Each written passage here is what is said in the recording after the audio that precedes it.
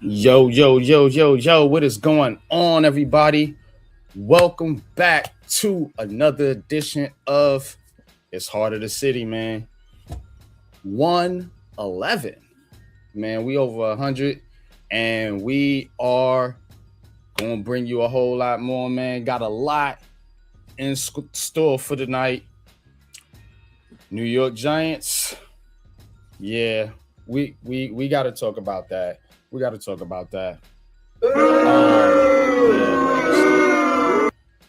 New York Jets. We're going to have to get into the Jets. The Jets do got some things going on over there, and they stink too. The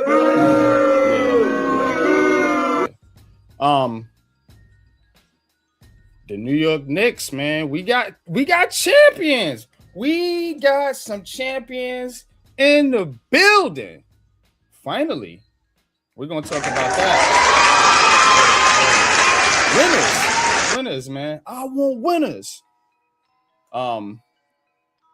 Also, we're gonna have to talk about the Nets, rumors, floating around there. We're gonna get into the hockey. We're gonna get into Coach's Corner. You already know Coach got a fire segment for y'all. And Coach's segment. Yeah. Ballers, pull up, man. We're gonna talk some hoops. Y'all already know what it is.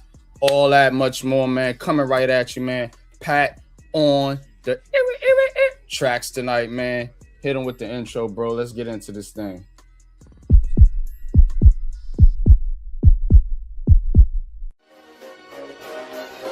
Ricey K, the Raisin Man.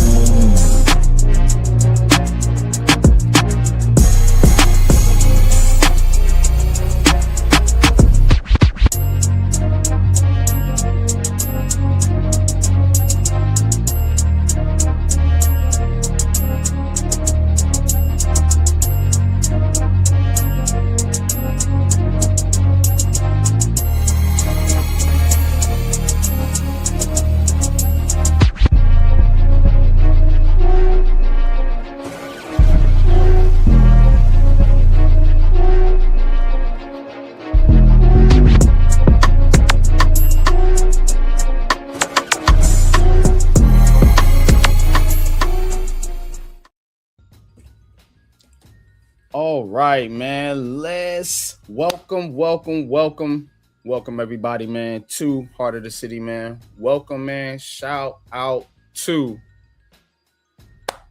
everybody tuning in. Please hit that like button. Please hit that subscribe button if you are feeling the content or if you're just curious. But that being said, man, what's up, bro? What's good, Coach, man? Shout out to the coach in the building. Strong, man. Looking good, brother. How you doing out there, man? I'm good, just taking it step by step. How about you? How you doing, bro? I'm maintaining, man. We're gonna talk some sports tonight, man. We got we got a few things to get into, man, because this New York. You know what I'm saying? New York sports, man. I don't know. Trash. Yeah, it's been trash. But we do got we do got a champion to crown. You know what I'm saying? We do got a champion to crown. And that is your New York Knicks. Coach, how about them Knicks, man? Beating the Spurs 124-113 for the NBA Cup. How about it, Knicks? Finally getting one. Yeah. That's what I'm talking about. I mean, I know it's been, a long time, between any type of, however you want to categorize it. I mean, I know there's the debate going back and forth between Knicks, whether, some people are really embracing it, and I respect it. And then some people are, trying to poo-poo it. And, I mean, look, you can't poo-poo somebody who wants to enjoy this. I mean, and second of all, the league has been really pushing this. They really are pushing this. They're trying to make it something.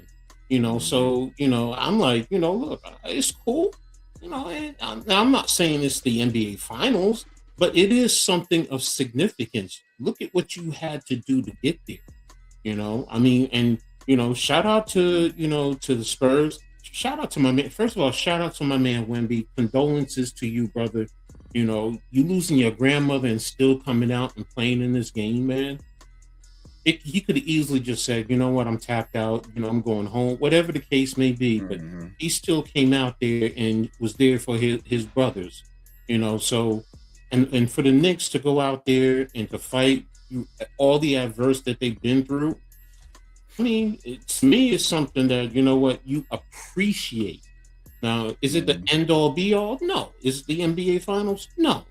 But like you said, Knicks haven't won something since 1973. Think about that. 1973. I was 6 years old. And to be honest with you, bro, just somebody, like you said, to win something in this city, in the tri-state area, in New York, New Jersey. I mean, damn. Yeah, it's a fluky title, if you want to call it that. But again, they won. They beat a good Spurs team. And maybe they can come together and this can propel you to an NBA championship. Who knows? It's possible. Look, they just have to continue what they're doing. And also, shout out to my man Dylan Harper. He went out there, Jersey. He was definitely doing his thing. And here's the other thing, too. Dylan Harper, Jersey. Cat, Jersey. Brunson, born in Jersey. Yeah. Jersey was well represented there, bro. I mean, it's like, yo, you're bringing, we're trying as a whole, to really get the emphasis and get basketball, the real passion and love for basketball in this city. Do I think the Nets are going to get there? Yes. And the Liberty, if they can continue to do what they're doing, if we could have all three of those pro teams doing what they need to do, competing, it need to happen because as we're going to get into later, like New York is the home. It's the so-called Mecca of basketball. Exactly. I played ball when I grew up. It was all around me. I was immersed in basketball. Football was secondary for everybody up there. I'm sorry. It was a different environment, but basketball, bro, like, yeah. And everybody played hoops, and everybody came to New York to play hoops. So, and we're going to talk about that in culture here a little bit later, man. But shout out to the chat, man. Daniel Berry Sports. What's good with you, man? Salute. Iman Perry, what's good? Says they win in the finals. Yeah. I'm saying they could. I say they going to, you know what I mean? I'm just excuse me. Leaf says over here, I see you, bro. I see you, man. Let me know if you want to pull up and talk about the Nets real quick. But we're gonna get into them a little bit later. I just want to talk about the Knicks because look, this right here, man, is talked about because it's the Knicks. It's just like when LeBron and them won the NBA Cup. You know what I'm saying? So it seems to me like the NBA Cup is just one of those things that If you can't win the real thing, you win the cup. But that's what people trying to make it out to be. So that's the flip side of it. You know what I'm saying? Of course. I'm kind of in the middle with it. Like, I feel like it's something you should acknowledge, but you should go overboard with it. You know what I mean? The biggest issue is, about the banner situation. And look, some people made a valid argument. They're like, yo, do you not realize Billy Joe? They put a banner up for Billy Joe selling out for 150 shows. And they put a banner up. And they broke down so many different other banners that are up there. And I'm like, because at first I was like, all right, you can put it up. I don't care. It doesn't bother me. It's, but it is saying that you acknowledge you accomplished something because look, every team in the league competed in the tournament. Let's be real, every team. So it's something that, you did come away with the win. Something you want to say, I want to acknowledge. Okay, cool. Even if you put a little banner, I don't care.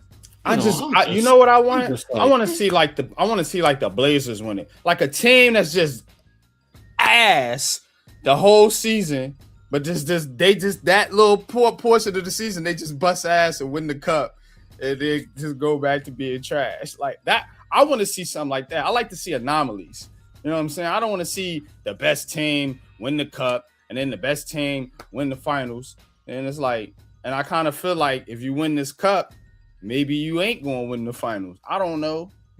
Things. Maybe it's one of those things. You see what I mean? I'm with you, bro. I understand. I mean, the first one was the Lakers. The next one was Milwaukee. Now it's the Knicks. Right. And ain't neither one of them went to go on to win anything that year. So, but I get it. I get it. It's the NBA money, TV ratings. We know all about it. Get something to talk about. Now they saying, oh yeah, the Knicks had to come together and face adversity, and it's gonna make them stronger, make them tough. I mean, to a certain degree, it did. I mean, you did go through things because initially, think about it. You also had injuries. What's his name went out with an injury. You also was without Deuce McBride. Even Cat went down during the game with an injury. So those are adverse situations. So so I mean, you can't say that, or you can't act like that's not an adverse situation and it can impact. And then look, guys, because I was wondering about the bench. And I mean, the guys on the bench definitely stepped up. Mitchell, 15 rebounds. It's been a while since you saw that. That's your boy. You always speak highly of him. You know, so and then what's his why am I forgetting his name? Just brought OG Anunoby. No, I'm talking about from the bench. I can bring up the Kolick. Right here we go. What's his name stepped up? Because I always Tyler Kolick. Tyler Kolick had 14. And then what's his name had 50? Jordan Clarkson. Because sometimes I'm always like, yo, we only got 11, 12 points from the bench. That's putting too much on the starters. But now you had not the greatest, but you had a fairly decent amount, but 33 points off of the bench, which is cool. That contributed. OG, hell yeah, played a hell of a game. But, he's key to, everything. So, look, I'm not going to Google Gaga and, do I want to see the Knicks make it to the finals? This just puts more emphasis on Mike Brown. You were brought here for situations like this. They got rid of Tibbs. So this is one little step. The biggest step is not getting to the Eastern Conference Finals, but getting to the NBA Finals. Point blank, period. That's what it's about. And then you see where you go from there. So, but you got it, man. Go ahead. So, let's do this tonight. Let's welcome my ABSM brethrens to this show tonight, and I want to do something a little different. So for this basketball portion, I'm gonna bring in Leaf Diggy. Get your comments on the Knicks and the Nets. Then we're gonna move on to football. Then I want to bring in my brother Big Pat, if he's available to talk some football with us. And then for baseball, man, we're gonna see if we can get Mega Mets. Um, our boy Seth, and see what's going on with these Yankees Mets. I don't like the Mets. Yeah, we're gonna talk about it, man. But what's your thoughts on that, Coach? Man, I gotta ask my co-host how he feel about it, man. What about everything you just said? No, I'm fine with it. It's no big issue. Let's go. All right, Leaf. Got the okay from Coach. How you feeling tonight, brother, man? Welcome to the show. What's going on? What's going on? Appreciate y'all, man. Definitely a shout out to everybody Shout out to on the you. platform, man. Shout out to all the Giants fans, aka the Blue Fellas. Shout out to everybody out there, man. Definitely. Why you shouting out Giants fans? Hold up. Party foul number one, man. We gotta stop the music here. So ain't nothing to celebrate with no Giants fans. Ain't nothing to be throwing up pom poms with. No. That wasn't me throwing up pom poms. I mean, I gotta shout them out because I'm always what? I'm shouting y'all out as not a Giants fans. fan. Oh. I mean, well, I'm shouting out all the Giants fans that's on our platform. I do that. I mean, so because I'm an observer of. I just put it this way, bro. I shout out. How about this? Shout out to all the fans that support all the New York sports, even though I don't. So I mean, definitely. You see? So you're not a Nets fan, then? So I mean, no, I'm definitely a Nets fan, but I'm very selective with who I support in my city, man. I've been there for 37 years. Everybody know I'm in Middle America now, but there ain't nothing changed, man. Everybody know what my flag is painted black and white. So let's get into this Knicks situation here. NBA winning the NBA Cup, you know, I feel like it's not a big deal, but I feel like it's okay if they want to, you know, clap it up because they won. I'm not mad at it, but you know, a lot of people are, you know, this is kind of a split thing where some people on one side, some people on the other side, man. So I'm gonna bring you in. How do you feel about the Knicks winning the NBA Cup, and is it something that they should be celebrating, in your opinion? Absolutely not. Not the team, not the organization. Damn sure not nobody in the fan base. Nobody that's wearing that sporting any blue or tangerine should be celebrating this whatsoever. Um, come on, man. We know what the NBA Cup is, man. It's just an incentive to get a lot of these teams to play a little bit harder, bro. Like if you really want to be technical, a lot of these teams that have won it, they kind of burned out as the season going on. I mean, the Lakers, Milwaukee. It's no reason for me to believe that the Tangerines ain't up next. A lot of their problems still kind of exist, man. You'll see it in the losing. We see it down the line of the season, bro. Like, I mean, it ain't nothing for me to like tit for tat about, bro. Like, I've watched enough of the Knicks the past couple of years to know, you know, what I'm looking at, man. And a lot of the issues are still gonna persist. A lot as it goes on, bro. Mike Brown, aka Bullethead, man, ain't gonna have me thinking no different. Bullethead. About nothing. You know, I got nickname for all my rappers, man. You know, I gotta do that. But he's not gonna have me thinking any different about where this team is gonna go, where this team is gonna end up, even though they are the quote unquote favorites of the East with the way the East is looking. Are they? Should they not? Hold up, because you know, I'm gonna be neutral here. You know, because I know you're somewhat of a Knicks hater. Well, not somewhat, but they did beat a good Spurs team. I mean, should they not get credit for that?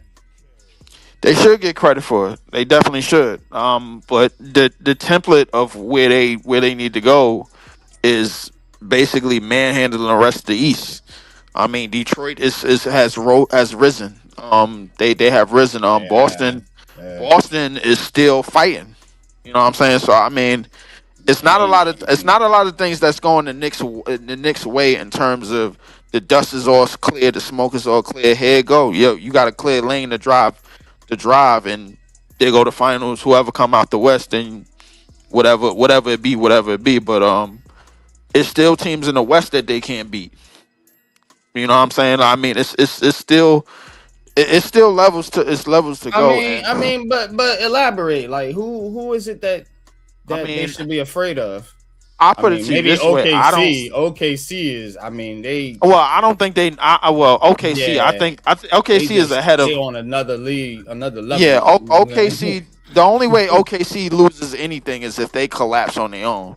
I've seen this episode of Friends back in June of 2016, bro. Like, I mean, it's nothing. Everybody might think they seeing something different, but this ain't nothing but a rerun to me.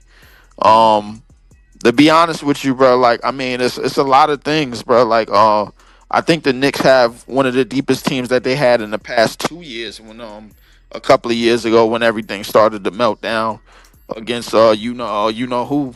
What do you know, the Indiana Pacers, and then they ran it back again last year with that Indiana Pacers team, and we all know what happened. And now that team is not there. Now it's other teams in the way. So realistically, I mean, they really got to prove. They really have to prove that they can outclass the rest of the East in order to at least win the East. You know what I'm saying? And that's just the first of their problems. But OKC, the only way I see OKC melting down is if they melt down themselves. You know what I'm saying? So I mean, I don't. Let me get Coach in there, man. Coach, man. What's your thoughts on what we're talking about? You have a right to your opinion. Of course, I disagree with you. Are the Knicks? They're not. They still have stuff to prove. You are right there. I will agree with you there. But as an example, because I was always concerned about Orlando, and anybody knows me, the past couple of years, I have spoken highly of Orlando. I actually do like Orlando and how they play. Detroit is also in that mold. Now, when they did the first two games, Orlando took care of New York. Yes, they did. Last two games, New York has stepped up. Don't forget, it's a new. It always takes. It doesn't matter what sport it is. It takes time. It just takes time for the teams to get comfortable. Now, out of the last 20 games, I think they're 15-5 or is something to that effect. So they have been coming around. Now, I'm not sitting here saying they're going to run away with the East. No. Boston has been playing a lot better. They definitely have. So I do respect that. Detroit, we haven't faced them. So Detroit always gives New York troubles, especially teams that are very physical. You definitely need New York to step up. But they do have the pieces. Now, I am going to say this. What I saw in the bench yesterday, especially when you get Deuce back and you get what's his name back, I'm going to expect more of that because I cannot sit here and expect the starting five all season long to run the table through the whole season. That I can't expect. I need the bench to step up. Mike Brown has been tinkling. He has been trying to find, and I get it. That's why I say he's a new coach. If you were talking about Tibbs, I could give you a little bit more because Tibbs would know these guys and he would be, and they would be more familiar with him. So it goes a little bit more. I mean, it goes a little bit more. For me, I'm giving them a little bit more time to continue to work through things. But am I expecting them to get to the finals? Yes, I am. My expectation, just like NYG talk about the Yankees, it's up there. You fired Tibbs and you got to the Eastern Conference Finals, then hey, Mike Brown, yeah, you know what? If he doesn't get there, your comment about Bullethead, I won't even fight you on that. But until that happens, I'm waiting until the playoffs really more than anything else. So I want to see how this team how things go with them. Yes, Boston, Toronto, Detroit, Indiana is not the same. Milwaukee is, I'm wondering about Milwaukee. I'm even thinking that Giannis is tapped out. So yes, there are those teams that were giving them problems in the past. They're not faced, but there's new ones. Cleveland, I don't know what the hell is the matter with them. But if Cleveland gets their shit together, excuse my language, if they get their stuff together, they can be a formidable team. So it's not like New York is just going to walk through, but I think it will help prepare them if they can get through the East. So go ahead, Leaf. I would say, and that's my thing about this year in the NBA altogether. In terms of the Knicks' path, and in terms of the rest of the season, now that the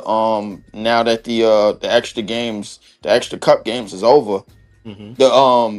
the Eastern Conference, it seems like a case to case basis to me. Outside of I just not even looking at the standings, but it seems like a case to case basis because one month it could be Orlando, another month it could be the Pistons, another month it could be somebody else, and then on top of that, you got to worry about the West Coast trips. You got to worry about the West Coast teams That's true. that you're supposed to beat. You know what I'm saying? So like realistically, and then you got to worry about the long term health, the bench, the productivity off the bench. You got to worry about other stuff, getting through the regular season and getting through the dog days of the regular season. So it's really a case to case basis. It's one of the reasons why I didn't necessarily have anybody particular coming out the East. I gave this East Mm-hmm. this year a coin flip, and it's not just because I despise everything the Tangerines stand for. It's because a lot of it is really a case to case basis. Nobody knew that the Pistons was going to be running off with the number one seed. Nobody had that. If anything, we were all looking at Orlando to take the next step with the Bane trade. That's what we were looking at. Everybody was looking at Orlando the second that they got Bane. The second that was the biggest flip. Nobody was looking at the Celtics to be top 3, the top 4 right now. The Celtics were supposed to be where Indiana is, Mm-hmm. if you ask me, because that's how it looked like they were starting. Because if you Mm. told me that all Indiana had to do was get rid of Miles Turner and lose Halliburton to be at the basement of the East, I'd have called you crazy. You know what I'm saying? And then Mm-hmm. with Boston flipping basically their whole roster to stay out of the second apron, it's a lot of things that's case to case. The thing is, a lot of these teams, it's teams that you not even.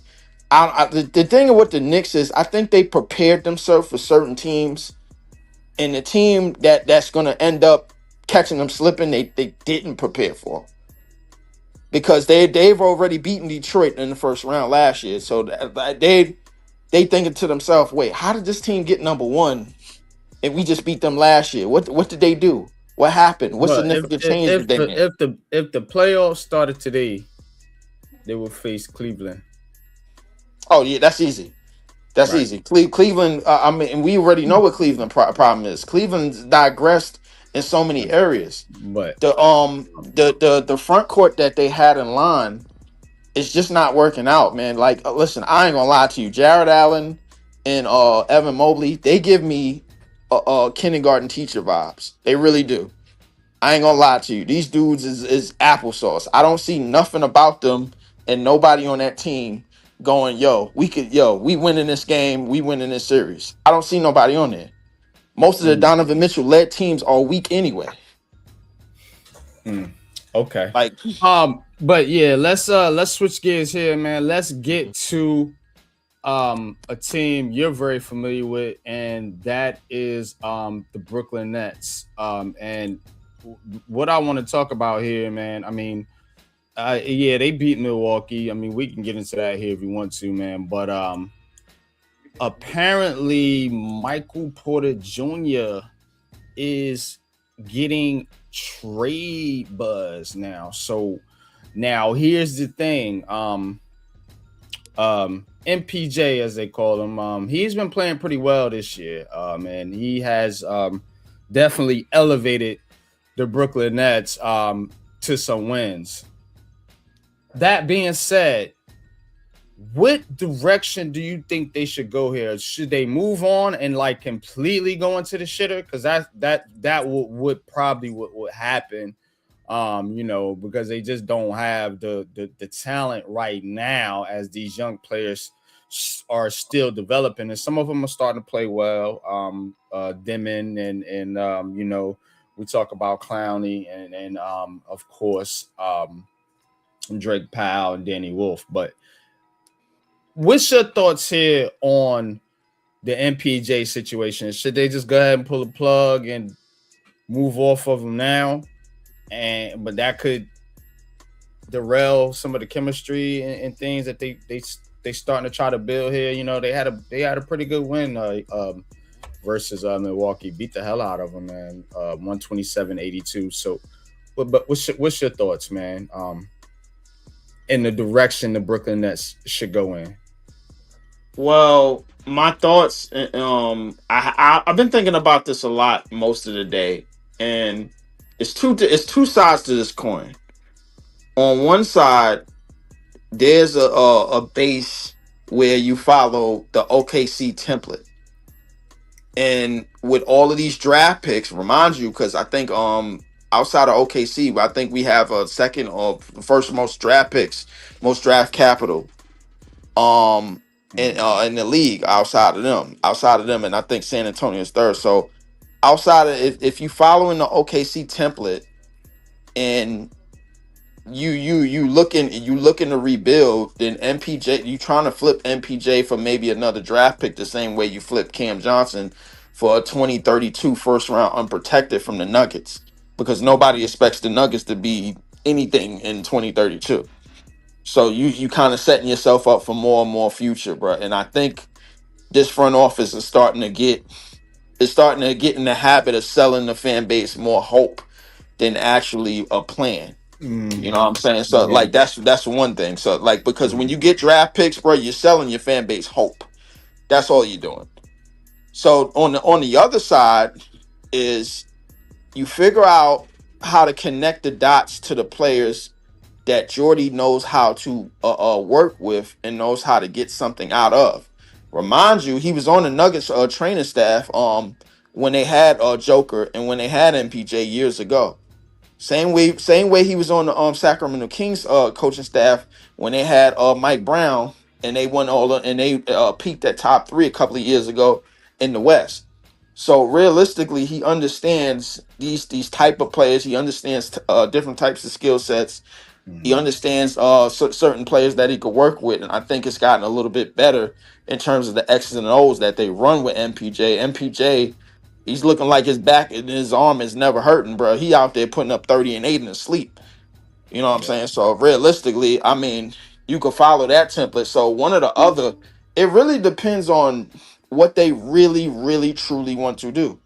Because the truth is, we only have one pick in this upcoming draft, as opposed to from having 5 in this previous draft. Our draft board was looking like an NFL draft board. Let me ask you this, bro.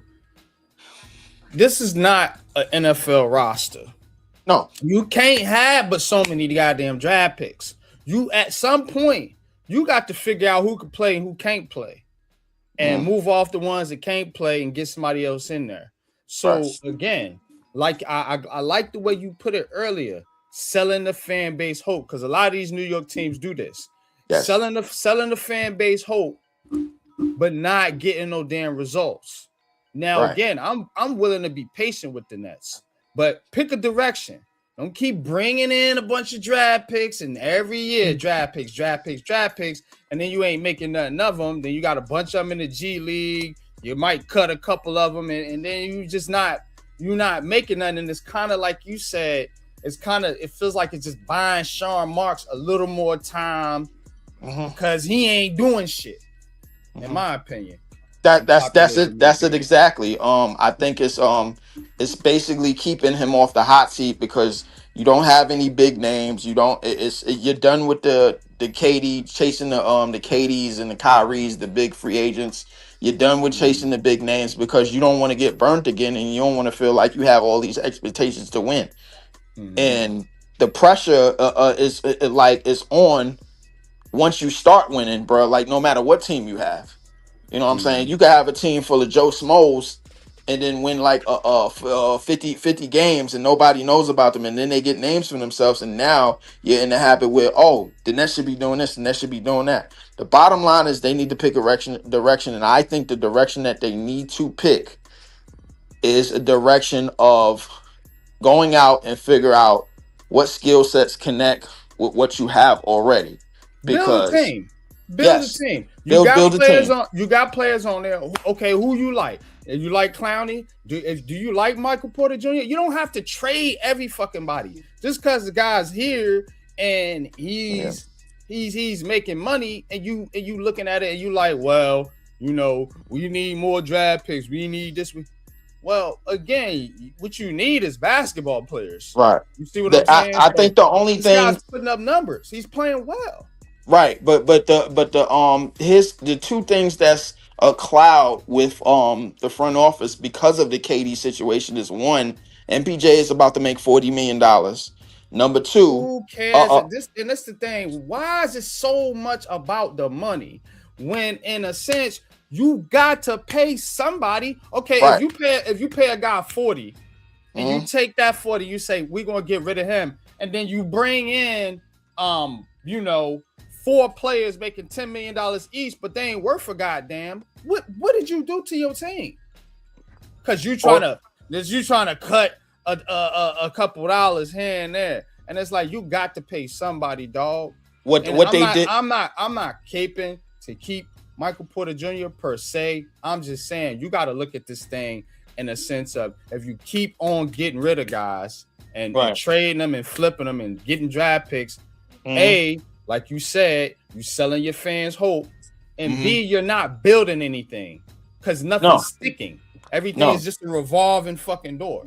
Right, and I think that's what Sean Marks and Joe Tsai they like that they are comfortable with that.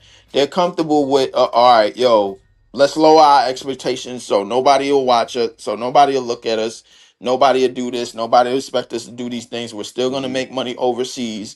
We're still a top 6 grossing franchise no matter what, even though we are in the basement.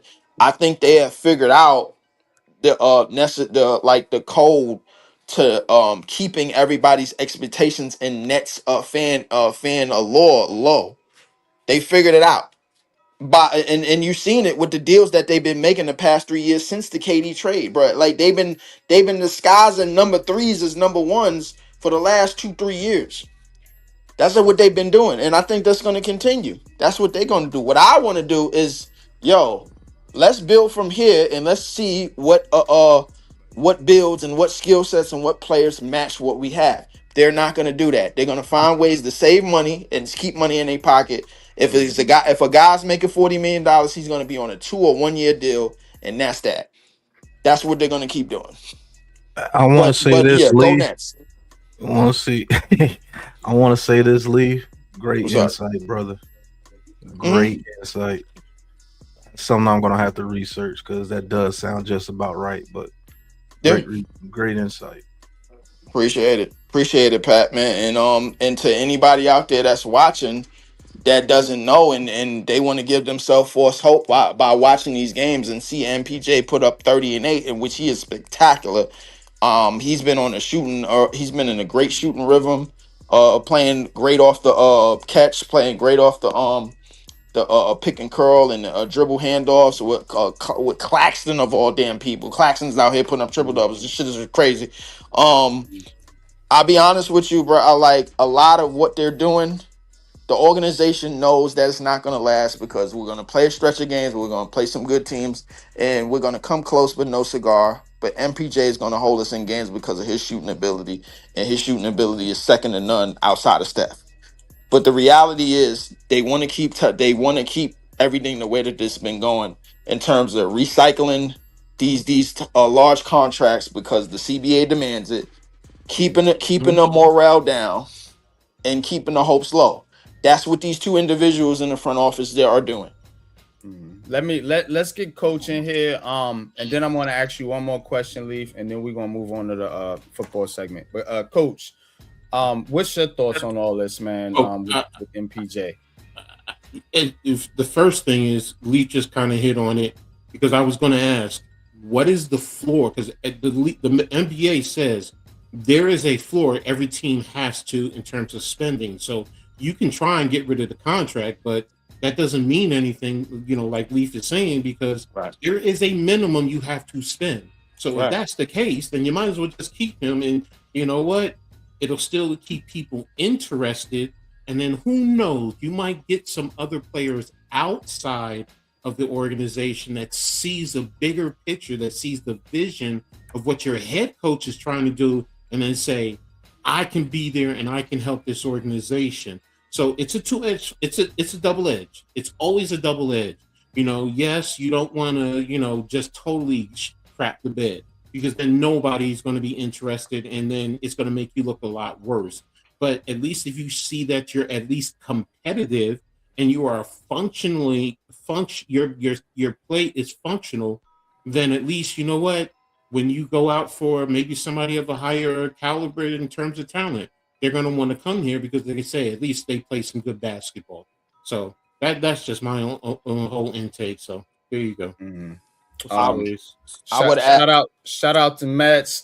Shout out to Blaze. Blaze says, "Yo, fellas, this take on the Nets sounds like what my Pirates deal with. They suck every year, but they make money, so upper management is cool with it. Good stuff. Go get a big star. That's the only way." That's it exactly. That's it exactly, Blaze. I think they're done. How do you go about doing that? You see what I'm saying? And I just don't think just bringing in a bunch of draft picks every year and trading players for draft picks all the time is going to get it done. Right. You know what I'm saying? What you got to do is develop somebody within this little core group of players you got. You know what I'm saying? And figure out if one of them can step up and be enough. Maybe you got somebody in Clowney. He's been playing well. Michael Porter Jr. We kind of know what Nick Claxton is. And the question I want to ask is, what in the hell is up with Cam Thomas? What is going on here? I have no idea. I think Cam Thomas, the bet has been made for Cam Thomas in that organization. They felt like the organization felt like they were disrespected when he turned down 2 years, $30 million. He felt like they disrespected him when they offered him 2 years, $30 million, and he tried to go into business for himself. That was that. But to get back on the last portion of the Nets, this is what it's come down to. There's a strong disconnect between upstairs and the coaching staff. Jordy Fernandez has proven that he can do pretty okay with less. He's proven that last year when he had Struder for the first half of that season, when we started off 9-12, bro. Nobody expected us to do that. They expected us to be 0 wins. We started off 0-9 this season, and then he found something in MPJ. Now he's averaging 30-8 in the last month. So the reality is that you have a coach that's out here trying to win. The front office is on a different program. They're on a different program because they got burnt. They felt like they got burnt and dealt a bad hand when Kyrie and KD left. It's one of the reasons, bro, why Joe Tsai took the Nets to China this year, and it's for the first time in I don't know how many years since the incident with the Philadelphia 76ers GM, and they had that incident with China. That's the first time NBA team's been out there since. And Joe Tsai, because he's connected over there, he decided to try to get buddy with the NBA and go over there and think they was going to do him a small favor and do this and do that. The bottom line is he hasn't cleaned up anything, because the second that KD and Kyrie requested trades, the Nets lost a good sum of money and a good sum of TV money.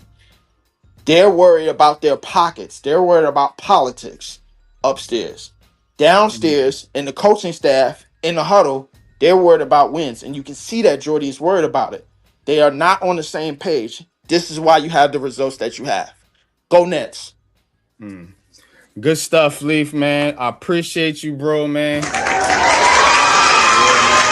Shout out to Leaf, man.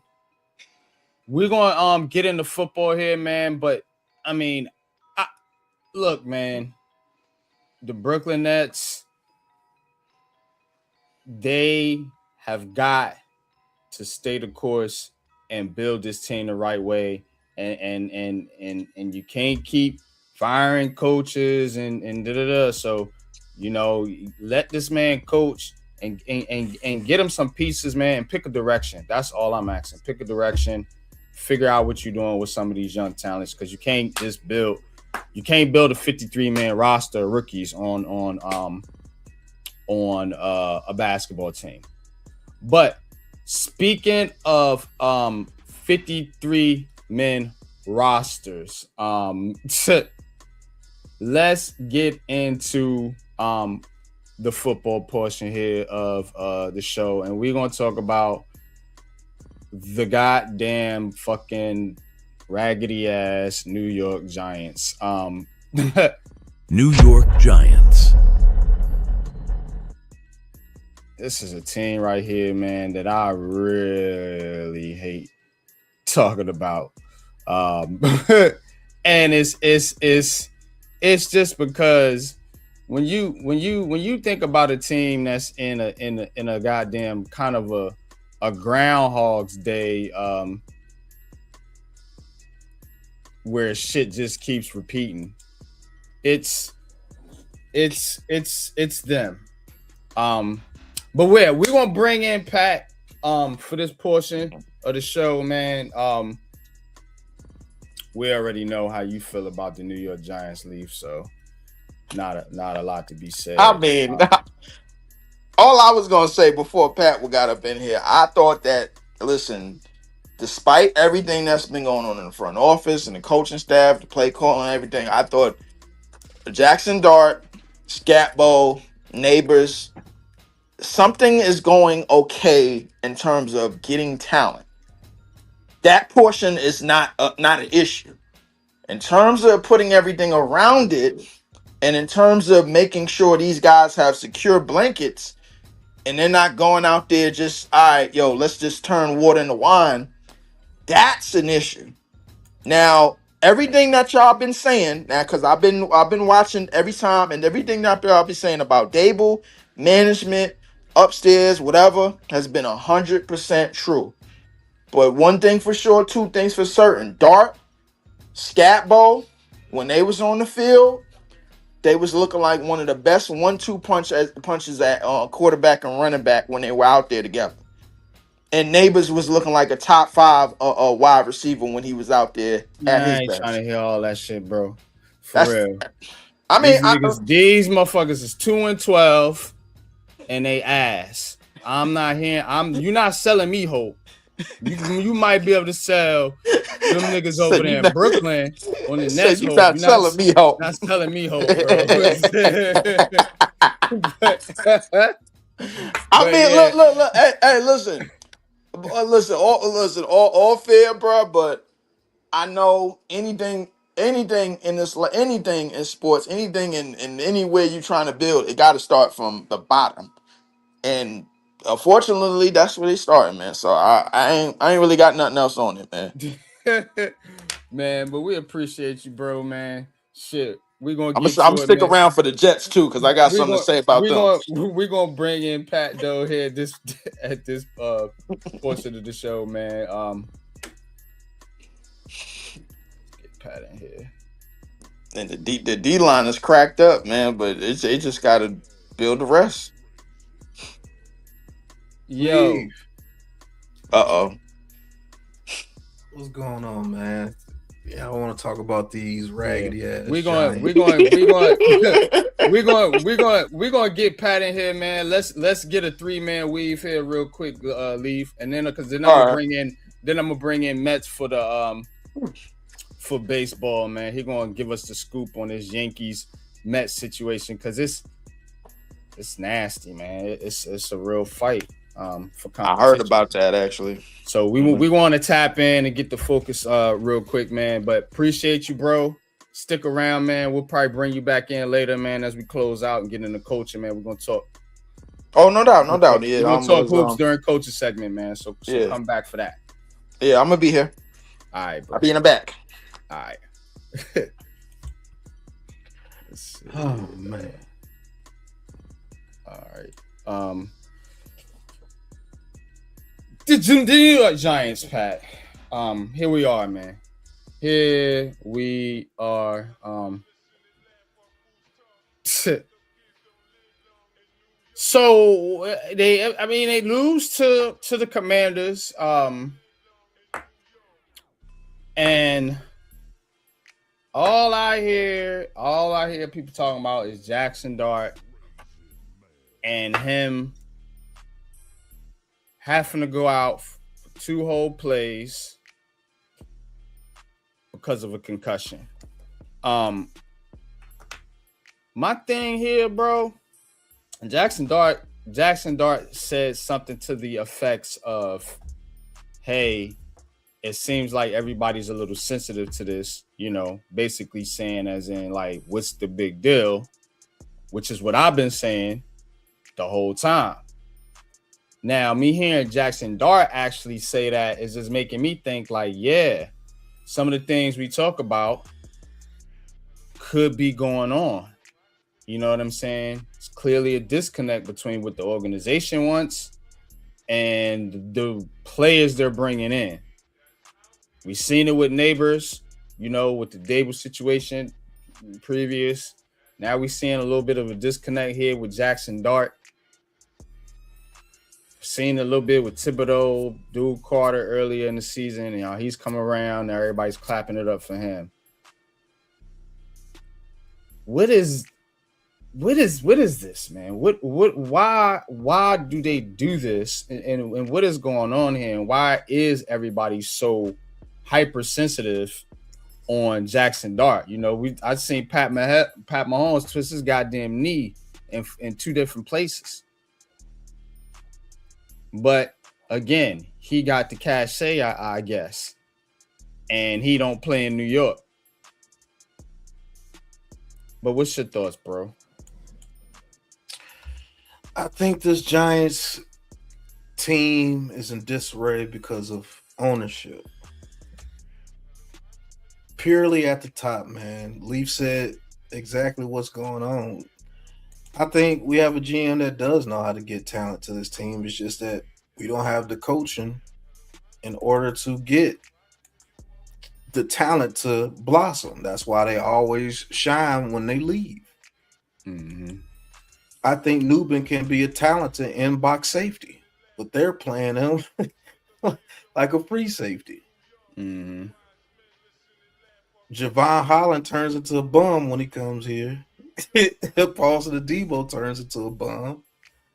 But you got Cordell Flott out there playing his hardest, and he's actually been pretty decent this year. Not no Pro Bowl level, but he's been decent.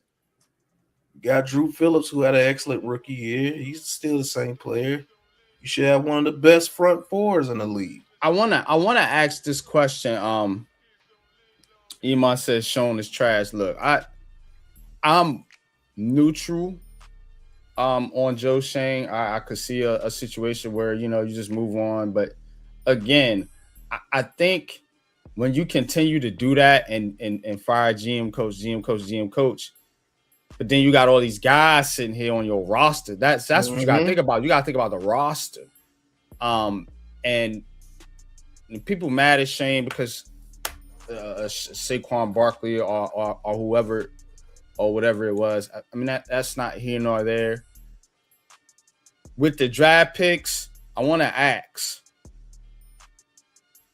what draft pick that he picked that you would question, not having hindsight, but at the time he made the selection?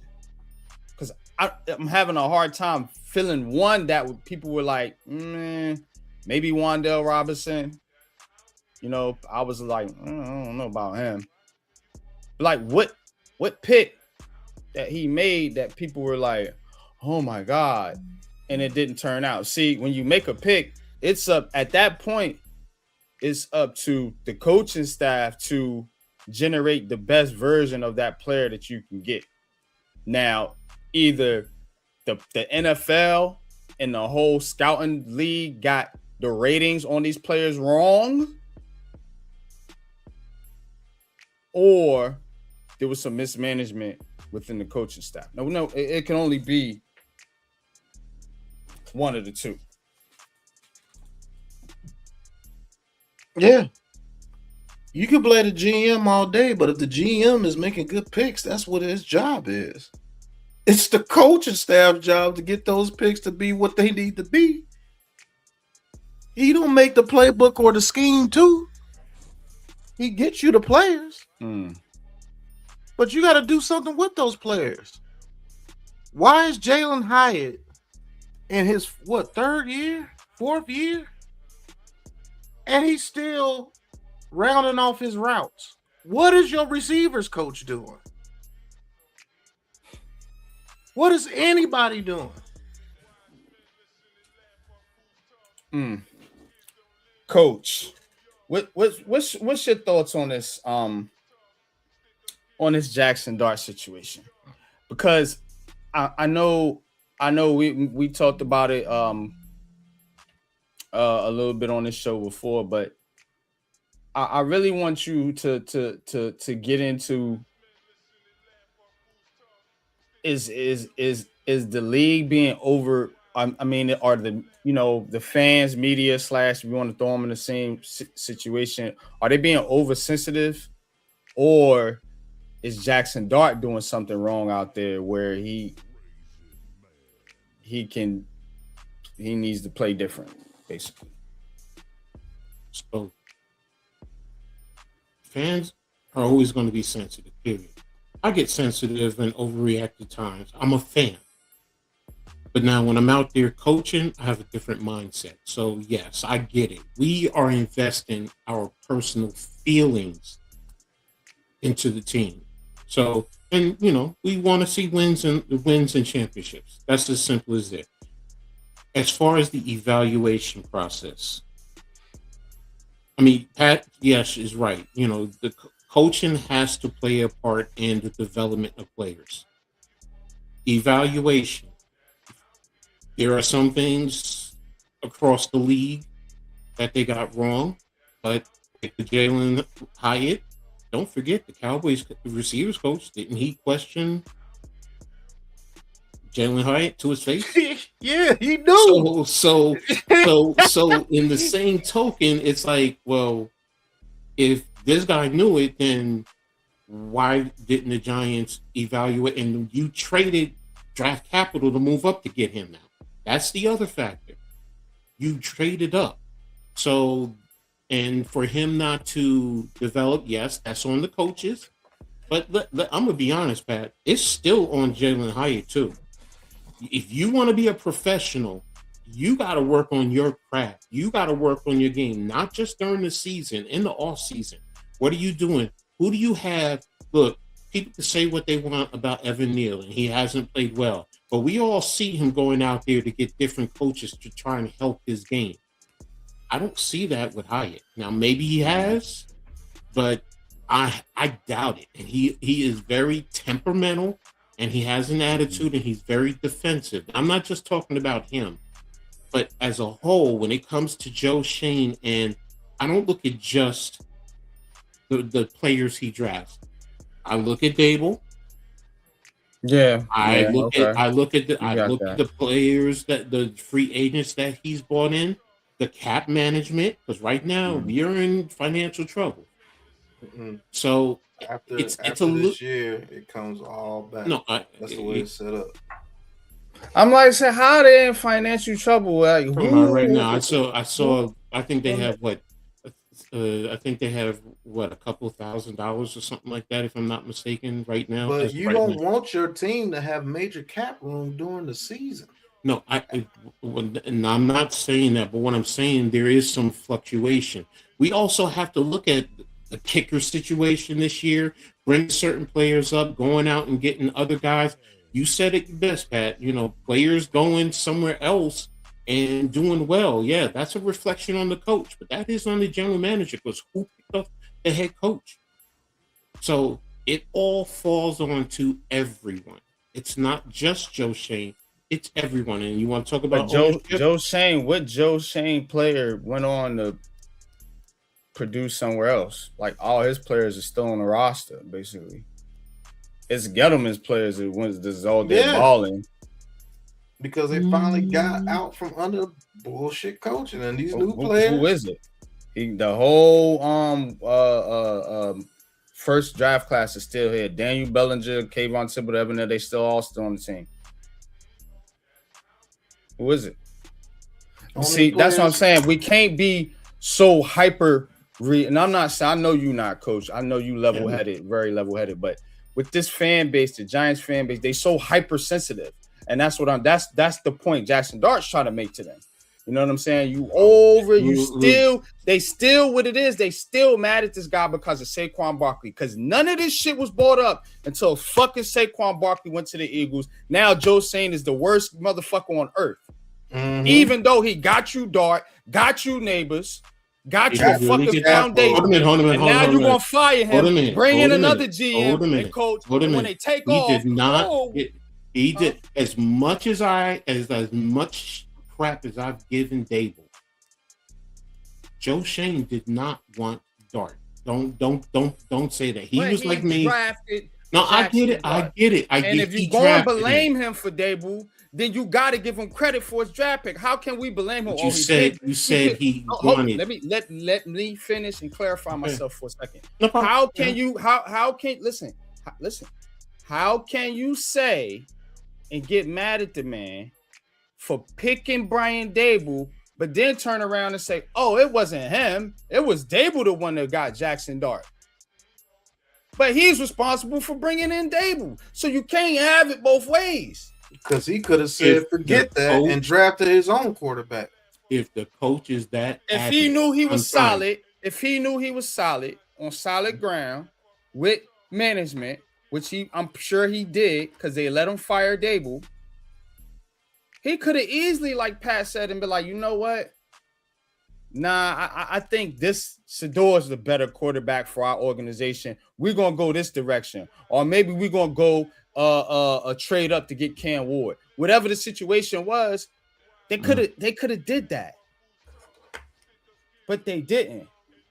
Shedeur, I'll give you. Cam Ward, I can't give you because it takes two to tangle. Well, we can name a quarterback. Shuck, whoever you want to name. No. I'm not talking about Shuck. I'm not talking about Shuck.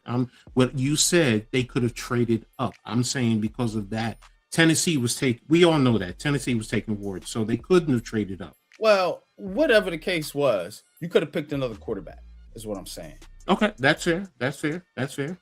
Or you couldn't have picked no quarterback, and since this draft class, according to all the motherfucking experts, is so great, they could have. Look at them. They 2-12 now, about to have the number 1 pick, but nah, all this fan base dick riding the quarterback position, and then they stuck with. Now they got Dart. Now we don't like him. He's reckless, man. Y'all shut your motherfucking asses up.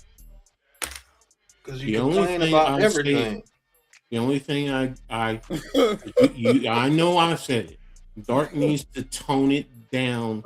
I get sometimes, you want to fight for the extra yards, but sometimes you got to know when to step out of bounds and be smart. If you're diving for the end zone, it's the end of the game. Do what you got to do, brother. But in certain situations, I've watched him, bro. And he does run out there and he does dip his shoulder. He is trying to stiff arm a DB however many yards down the field instead of sometimes just slide. And that can be coached. I think that can be coached out of him. But what you don't want to coach out of him is his instincts. Oh, exactly. You gotta be real careful with what you're doing because you don't have a coach. So you're doing all this coaching trying to tell him this, and they did the same motherfucking thing with Daniel Jones, if you think about it, because they kept on talking about the turnovers. So it embedded. I think Jackson Dart is a little bit tougher minded than Daniel Jones. At least I hope so, that he can get through all the dumbass media bullshit these motherfuckers put out there. But they did the same goddamn thing with Daniel Jones. And I'm gonna be a little boisterous with this one because it pisses me off. I'm so sick of them. Like, shut the fuck up. You know what I'm saying? You did the same thing with Daniel Jones. He's turning the ball over too much. We got to fix your turnovers. And then what did you do? You made a dude that was balling, no conscience, just going out there slinging a rock in 2019. You made him skittish as fuck. And now he hesitant. And then you mad at that. It's just busy. Look at him. You did it to him.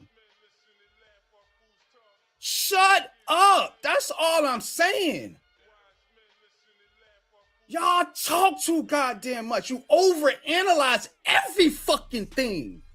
The nigga's playing football. He gonna get hit. Good God. They don't do this to Pat Mahomes. They don't do it to goddamn Josh Allen. They don't do it in Baltimore to Lamar Jackson. All them niggas run. All of them get hit. Pat Mahomes just tore his fucking knee up. Well, I mean, why? Lamar. Why in New York? Wait a minute. It Lamar makes us look silly. It does. And I'm just pointing examples. We don't have to be specific. We can go to any quarterback throughout history. They don't never seem to overanalyze shit only in New York. And I'm just pointing out the bullshit. That's all I'm doing. I'm not saying there's no right or wrong to it. Because to be honest with you, I don't want to see Jackson Dart out there getting his head knocked off. But at the same time, what is he trying to do? He's trying to win football games for a lousy, sorry ass fucking team. So he's gonna. So he's not. He in his mind, he's like, I'm doing the plays that I need to do to try to win. And everybody's like, no, you protect him. If you want to protect him, sit him out for the rest of the year. That's what Washington did with Jaden Daniels. If you're so goddamn nervous about the motherfucker getting hurt, don't play him. Put Jameis motherfucking Winston out there and shut y'all's asses the fuck up. Won't see Jackson Dart till next year till he's nice, good, and ready to go. Mind clear, no concussions. Good money. Learn what he need to learn. But nah, y'all want to see him play, and at the same time, you want him to play a certain way. Don't take hits. But behind an offensive line that y'all call suspect.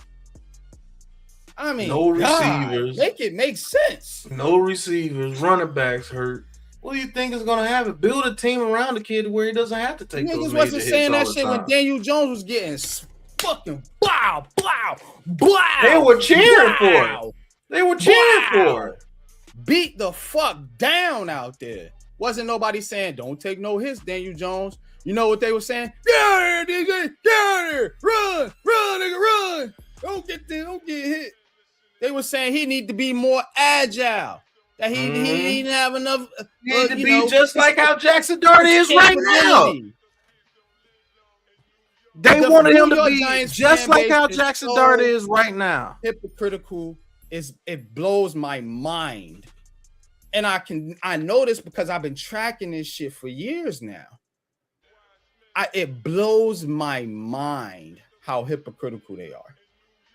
Everything they asked for in Jackson Dart, they got. They wanted a dude that could move around in the pocket and do all that stuff and be agile and run and make exciting throws off his back foot. Now, what Iman has been saying, I heard other people say, oh, he has a noodle arm. Oh, he gets too many concussions. Oh, he runs too much. Oh, he needs to tone this down. Oh, he needs to do this. Everything that you wanted in a quarterback, Jackson Dart is it, bro. That's all we heard. Coach, you know it too. That's all we heard the whole time Daniel Jones was here. Man, he's not elusive in the pocket. He can't get out the pocket. He's not elusive. He can only run straight line. Now you got somebody that can run all over the field, throw off his back foot, maneuver in the pocket, do everything. But now he takes a couple of hits. Oh, he's doing too much. Like, man, make it make sense. What do you want? That's why the team it is the way it is. It's exactly the reason why it is the way it is, man. But get back in there, coach, man. I'm having trouble with this one, bro. I really am, man. Like what's going on here? Look, you guys was talking about the other fans, so I'm leaving that alone. My opinion, and I'm only talking for me. There are times Jackson Dart does need to be a little bit more smarter. I'm not talking about taking away his aggressiveness and the way he plays, but there are times when, you know what, step out of bounds, slide, live to play another day. This is not 1980s where the quarterbacks played differently. Because if you're talking to me in 1980 in the early 90s, no, I'm not. You're not going to get the same type of approach from me. But in today's day and age, with all the rules that are set up for the quarterback, there are times when Jackson Dart, because he does play what I call macho football.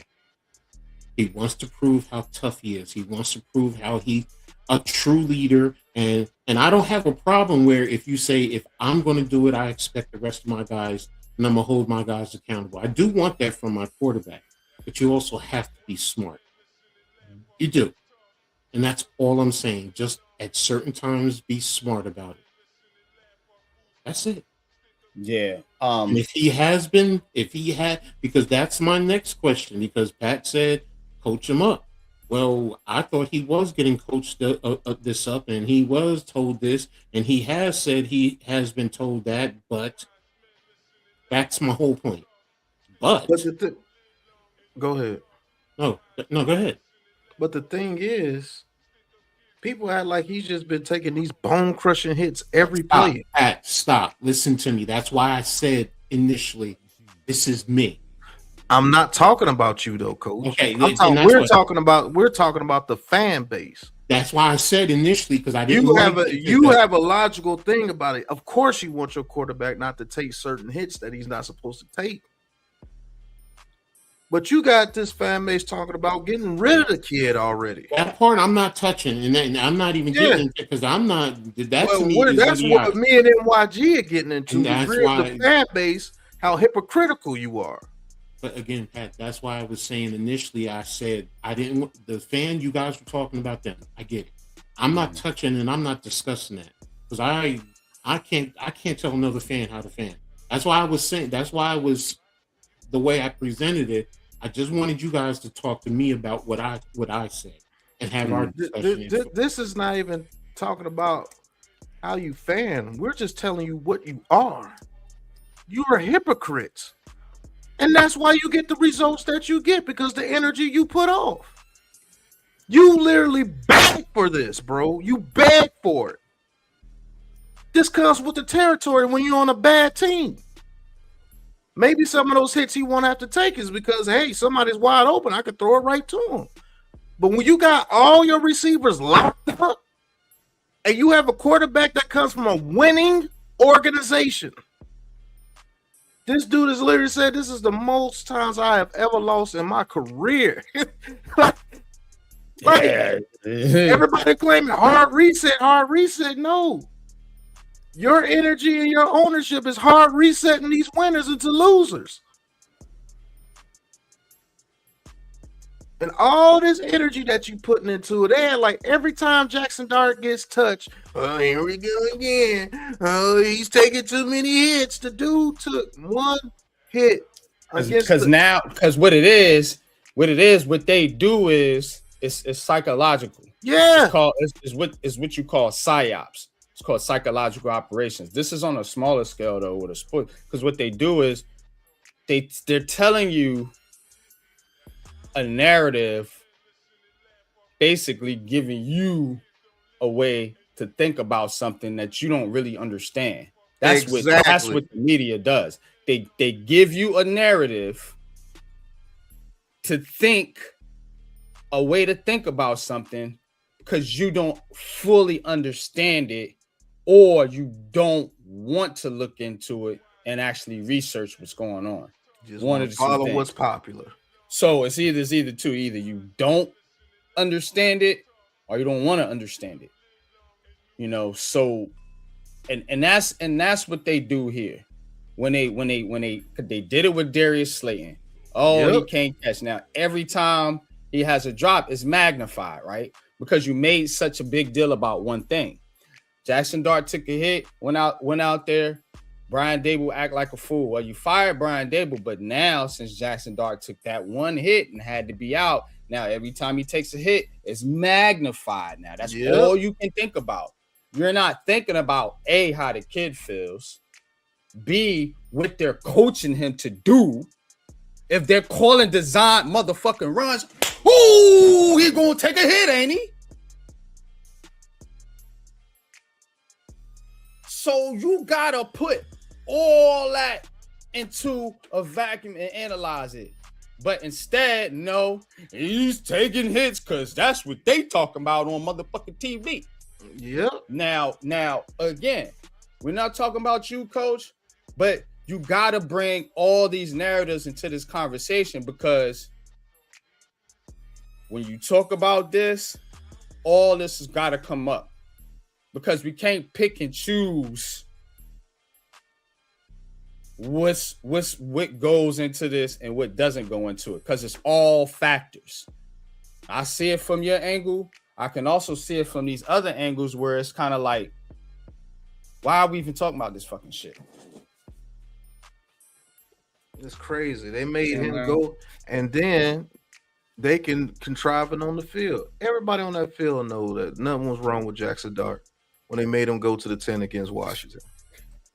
I literally said that during the game. I said, what are they making him go to the 10 for? This guy has going into the blue tent, literally doing this like, come on, hurry up, I'm good. Why you put me in the blue tent? Yeah, you wasting plays. You wasted a scoring opportunity. And then when your owner comes out and says, yeah, you know, you may want to understand the pocket a little bit more, then the story just goes, and that's the motherfucker right there. Exactly. That's it. And that's who I've been pointing the finger at. I've been pointing the finger at him. He is the problem. He is the problem. And I gave y'all the solution. You listen to me if you don't want to. You get a president of football operations and you tell them to chill the fuck out. Go sign the check. Run the that's team. The only way. That's own the the team. Own the team. Yep. That's all you gotta do. Just be an owner. Focus on getting these facilities and shit better. Right. Get this field fucking fixed, motherfucker. Upgrade these medium Pepsis. Do that shit. Right. And sign the check for this dude that I see that can help this team. Give him $25 million. Ooh, okay. Right. That's exactly what needs to happen. But, all right, man. But yeah, it's heart of the city, man. So we got to get the gang green. And the news here is let's see. New York Jets. The Jets re-signed Jeremy Ruckert, tight end, to an extension. And they signed another, I think one of their centers as well. Also, Jets firing defensive coordinator Steve Wilks. Steve Wilks getting fired again. Man's been fired. Man, that dude stay get fired, bro. Every damn place. I mean, we got fired from Carolina, Arizona, now here. The Buccaneers. Yeah, it's hard out there for that man. But he gets fired after the 48-20 debacle that the Jets laid at the hands of the Jacksonville Jaguars. Yeah, me and Pat had a feeling about this one was going to be pretty rough for the Jets, and it turned out to be that way. Trevor Lawrence threw 5 touchdowns. That's crazy work. And there for one, 6 touchdowns against them, bro. And Brady Cook 3 interceptions. The Jets got a serious quarterback problem. But coach,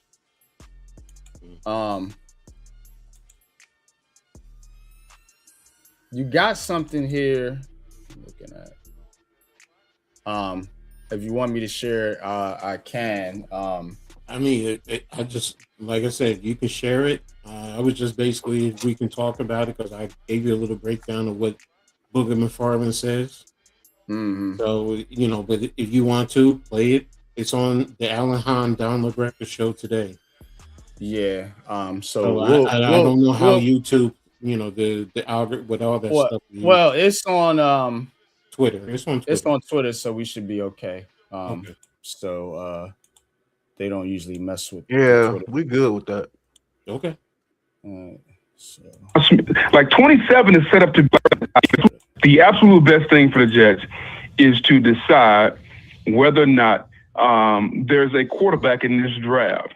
If I'm the Jets, to be honest with you guys, and I know nobody in New York wants to hear this, if I'm the Jets, I might even trade these picks this year and load up for 27, because in 27 you got Arch. You're probably going to have Dante Moore.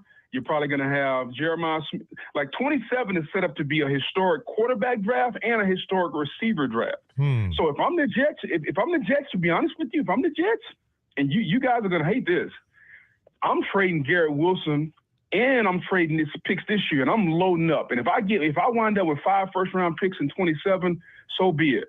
But I think the 27 draft could be one of the all-timers. 26, everybody's going to be in the race for Fernando Mendoza, and I don't know if you've seen his interviews. I'm not sure he fits in New York. So if you don't get Mendoza, then who we getting? That's so what I keep saying. Let's not force it. Let's just go to 27 and load up. And while we're going to 27, while we're paying Garrett Wilson $30 a year, let's trade him, get 2 ones for Garrett Wilson, and just load up for 27. You get rid of Justin Fields. You go right across the bridge, and you get Jameis. Jameis is my starting quarterback next year. I'm gonna go and I'm gonna draft some young receivers wherever I draft it this year, second round, first round, wherever.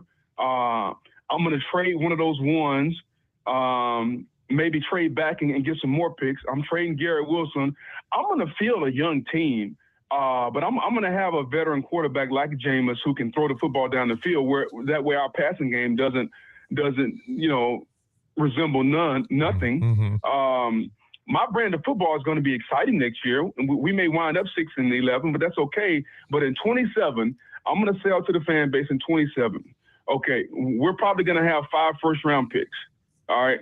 I'm getting a quarterback in 27, whether that's Dante Moore, whether that's Arch, it's somebody I'm missing. I think the kid out of USC, like it's going to be a stupid draft in 27. Okay. I think that's what the Jets need to do, because if you're banking on Ty Simpson or these guys, like, man, you're going to be right back in the same situation.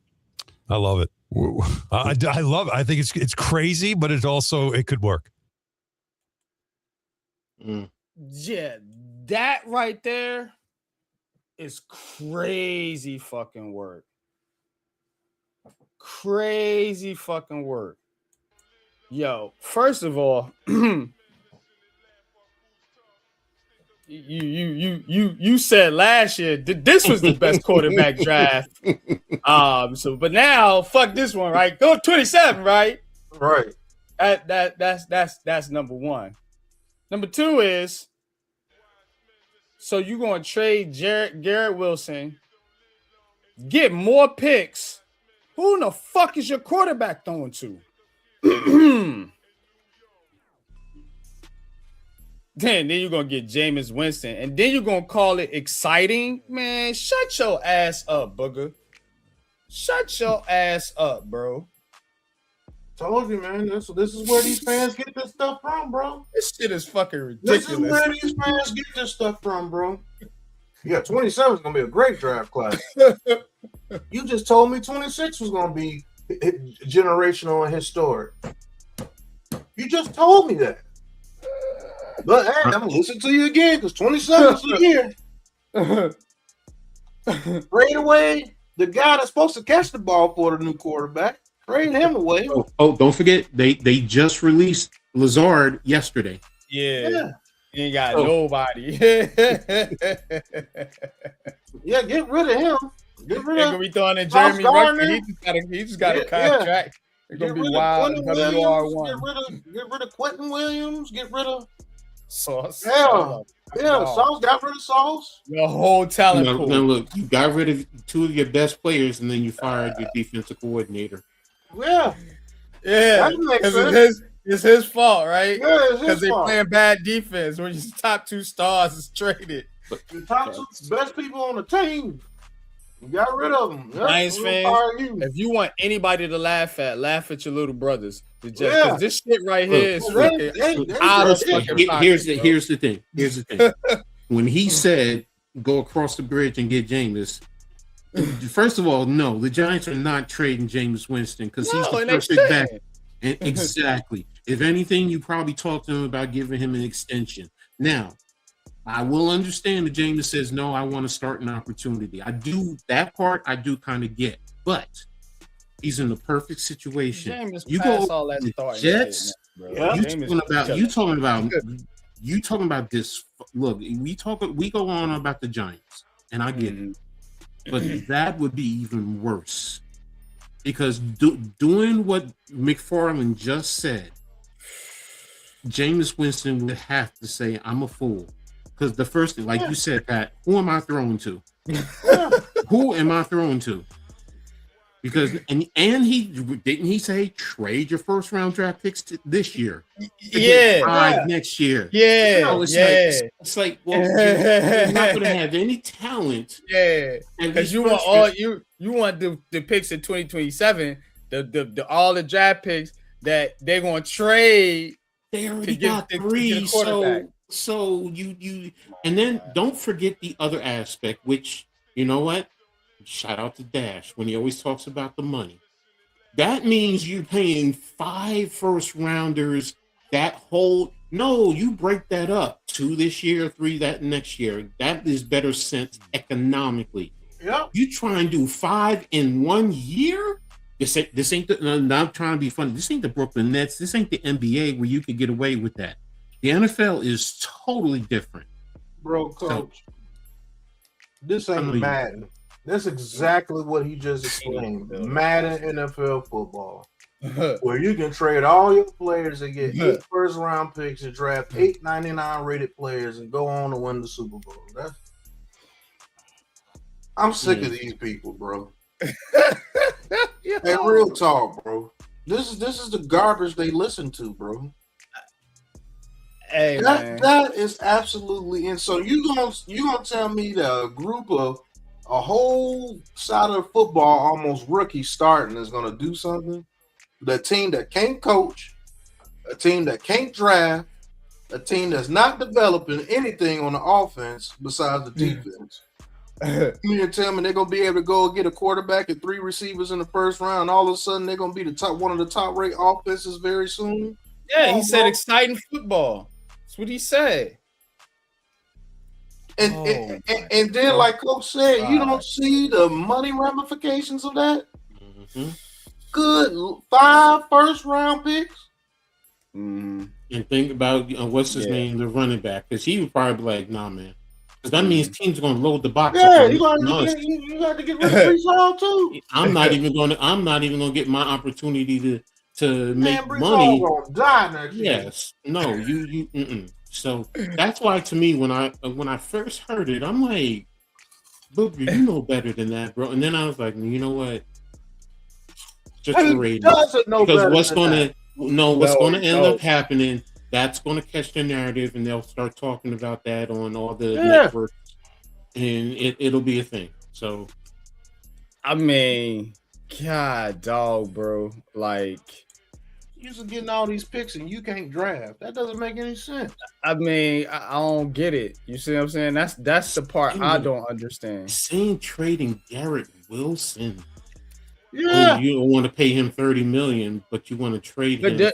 But then he asked the question.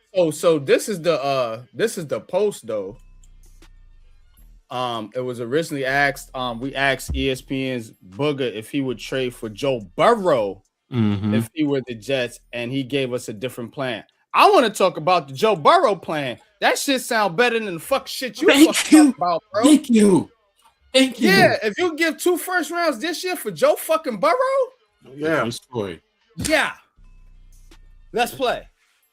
Because then you do have some offensive line. Because boom, he right up there with the quarterbacks in your division. Josh Allen, you got Drake May coming along now. Maybe you don't got a quarterback, so you will be right up there. And then if you just got bent, to just give the 2 picks and keep motherfucking Garrett Wilson. Now you got somebody to throw to. Right. That's better than going for 2020. Man, who's trying to do that shit, bro? Thank you. On a draft, but you don't even know who's coming out in that draft. All them quarterbacks be like, "Hell no, we ain't going to the Jets. We going back to school." I'm gonna wait to hear back from a couple of my bros who are Jets fans because I sent them that. So look, we mutual here. I want the best for these teams.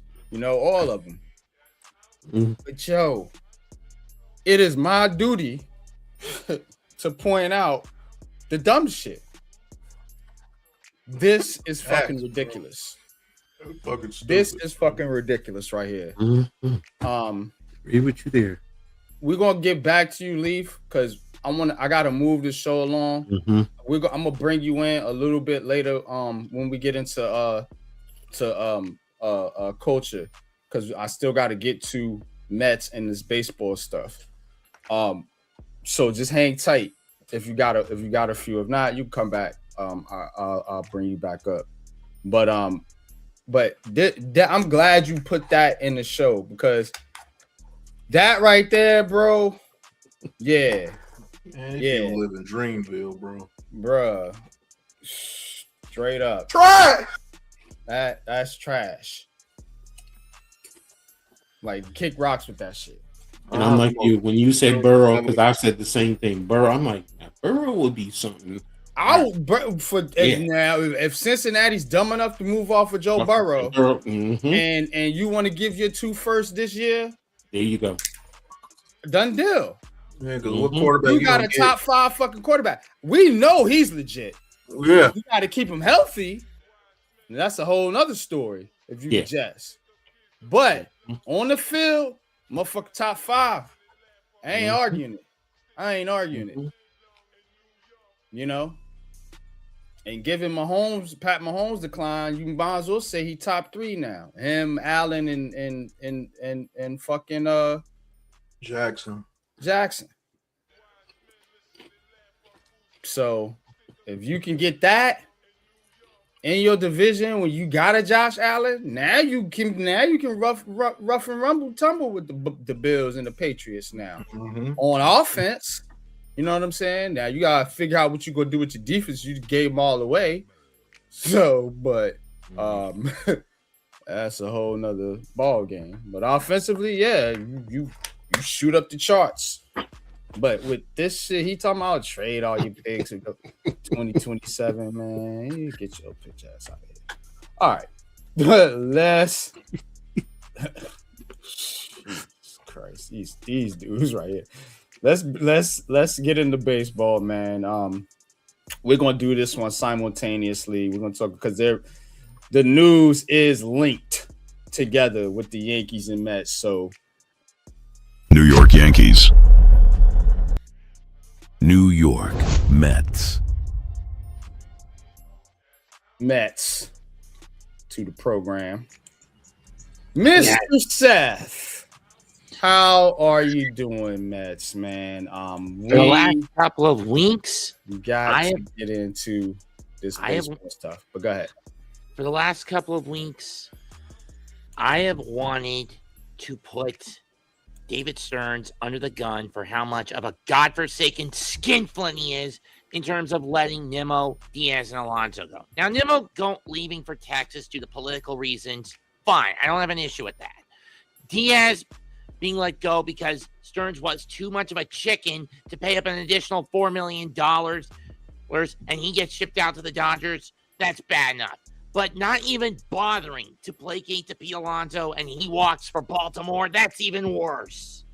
And what's your justification? Because you don't want to go outside of a 3-year contract window. Newsflash, Stearns, small market tactics don't work with large market teams. You godforsaken cheapskate. All right, you talking to me, you're not talking to the owner. I just want to bring the focus back here. All right, so check it out, man. But you seem to be poaching all the Yankees players. So here's what I want to talk about.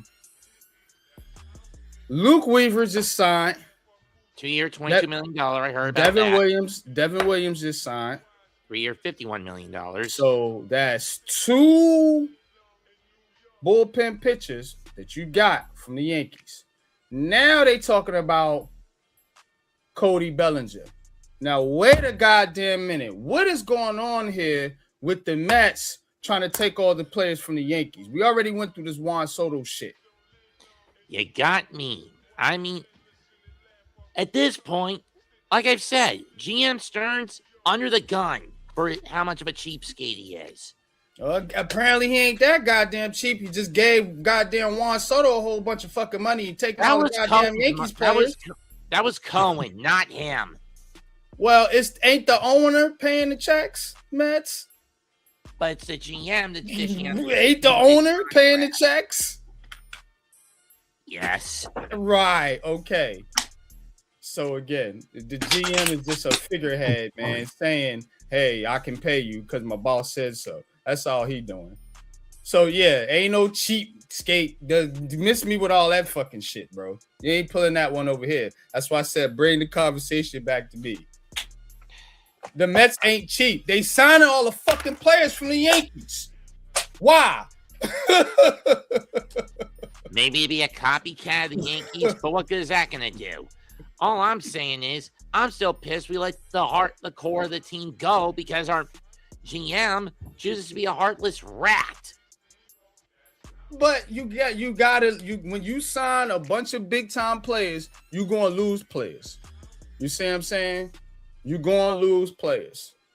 Now, you lost Pete Alonso, but you kind of figured he was on his way out. Did we all? It been kind of trending that way for a while now. I'll do Heart of the City. I'll be paying attention to the Mets too. So it's been kind of, he been kind of, on the fence of talking about trading them every trade season come around. So you kind of had to figure he was going to move on at some point, especially when you bring in and you pay Juan Soto a boatload of money. You can't be too mad at that. But what you're doing with your pitching staff is what I want to talk about, because you're getting these players, these pitchers from the Yankees who desperately need bullpen help. Well, so do the Mets. They also need rotation help. And my problem is how the GM, how Stearns constantly tries to piecemeal it instead of going out his way to find the big name players. I mean, sure. Well, what big name players is he supposed to be going after? Well, I've heard rumors with Tarek Skubal, Mason Miller, missed out on Robert Suarez. He's going to Atlanta. What do you think the major problem with the Mets was last year? The pitching core. It was the starters got overtaxed or been with injuries, and Mendoza made moronic bullpen gamble after moronic bullpen gamble. Putting pitchers just got you two pretty good bullpen pitchers right here. Yeah, so I forgot now let's flip it here for a minute. We're gonna go to the Yankees. The New York Yankees is the motherfuckers being cheap, because they didn't used to have this problem of losing their players to the goddamn Mets. Now we talking about possibly losing Cody Bellinger too. Come on, man. Coach, get in there, man. What's going on here, bro? I want to see. I wouldn't be surprised if Cody heads back to the Dodgers at this point. Look, I've been saying this about the Yankees and the current Steinbrenner, because if George Steinbrenner was alive, we all know he's going to gobble up everybody. And look, you can hate it, and as Yankees fans, yes, we have gotten accustomed to that. But now his son doesn't want to do that. He wants the money in his pocket. His son is not about winning championships. His son is about putting whatever money he can in his pocket. Now look, he's a businessman. I get it. Everybody wants to put as much money in their pocket as possible. I get all that. But there has to be a certain level, and you have to understand, and you were raised in New York City with this organization. Letting everyone go and not bringing anyone in. Everyone else is doing something else. Atlanta, the Mets, the Phillies, Boston, the Dodgers, Baltimore. I mean, I'm sitting at Toronto. Everyone else is doing something, and the Yankees, all you do is bring in a marginal infielder. But you're letting everyone go, and on top of that, they're going across the river to Queens. Not to poo-poo the Mets. All due respect for, hey, you pimping the game, yo, get your play on, baby. But Yankees, you now Steinbrenner and Cashman, y'all tricks to me. I'm gonna be straightforward. You tricks. You getting played by the gentleman. No, I'm not going there. I'm not going there. You're just getting straight played. And you know what? The Yankees are starting to become a laughingstock. And my concern is I don't want to see this organization go back into late 70s, early 90s when you ruined one of the greatest Yankees, my favorite Yankee, and Don Mattingly. And you cheated him out of getting what he deserves, a World Series. Yeah, I didn't like that. He didn't get it because he left right before he retired right when they started going in that run. Boggs on there. He was on the 96 team. He was on the Boggs was on the 96 team. He came after, and because Mattingly was on 95. 95. That was the year in Seattle where Seattle beat us. Yeah. But my point being is, it seems like, now look, you can make the argument, well, the Yankees have had a long history during that time frame, rightfully so. But again, I said it. You know what? You can call me spoiled. Call me spoiled. But George Steinbrenner set me up like that. I mean, I'm used to getting the Reggie Jackson, the Ricky Hendersons, you know, the Jesse Barfields, the Dave Winfields. I mean, I'm used to that. And you know, and getting the core four. And yes, I'm expecting the run. So if that run is going on during that time frame, I'm expecting it. I'm not expecting. See, Matt, you talk about being cheap. No, like NYG said, we're looking at being cheap. Look, if I could, I wouldn't go back to Yankee Stadium anymore. I used to go when I was able to years ago, especially when they were in that 96. I was at every one except for the World Series. Every playoff game, I was there. I was buying tickets out front. I didn't care because the energy, you know, you spend that money, but what it does for this city and this area is something unrivaled anywhere else. I haven't been back to a Met game since 2008. Prior to that, 96 through 99, I would go every so often. From 96 to 99, actually. It was mostly because the school I was going to would go to at least one Met game every spring. So, but that's my point. If I was in a position physically to go to a game, I'm not going. I'm not paying. I'm not going over into the city, whether I'm taking the train or I used to love taking the train, and then you riding up and you seeing all the Yankees fans getting on and you talking. You get off right at that. Exactly. Right at the stop, and all as soon as the door open, all these Yankee fans just come flooding out. Man, that's so cool, yo. But now I'm not wasting my time. Why? Why? It's not worth it. And the last baseball game I went to on the whole, it wasn't even for the Mets or the Yankees. It was for these guys, the Reds.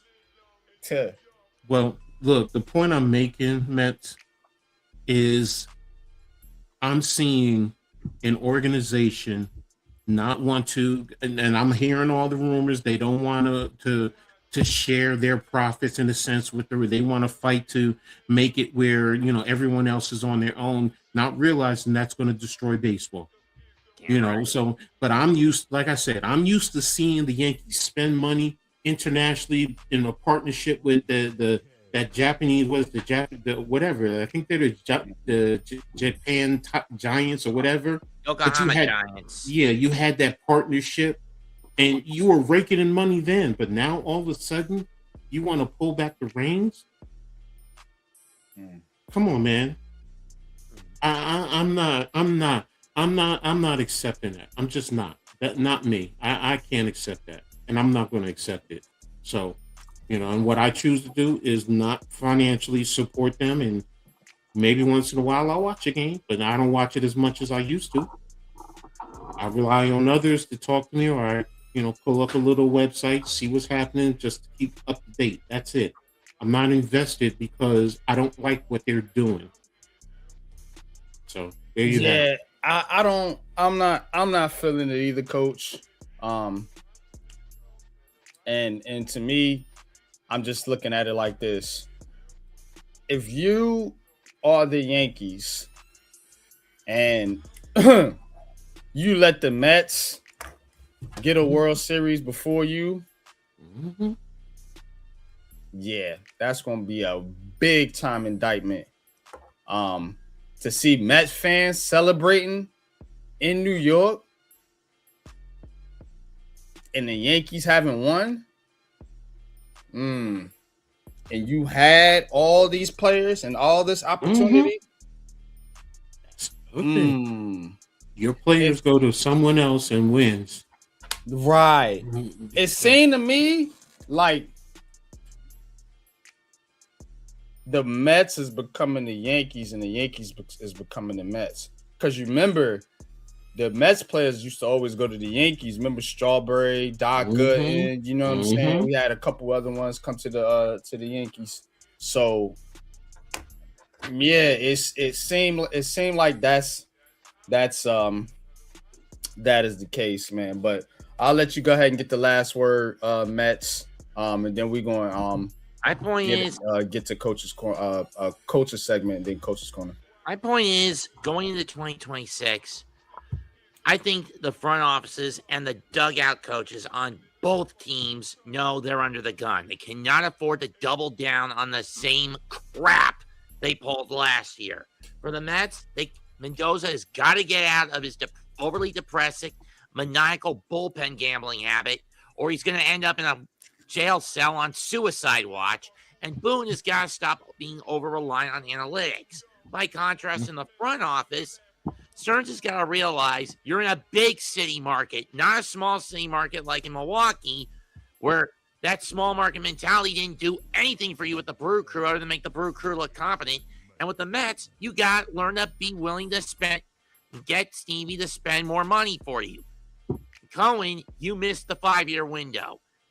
I'm sure the fan base is willing to give you another shot, but you're also under the gun. And with Hal Steinbrenner, hand it off to one of your siblings who at least know how to manage baseball instead of turning the team into a damn cash cow that's running out of milk, and you're going to ship it off to the slaughterhouse.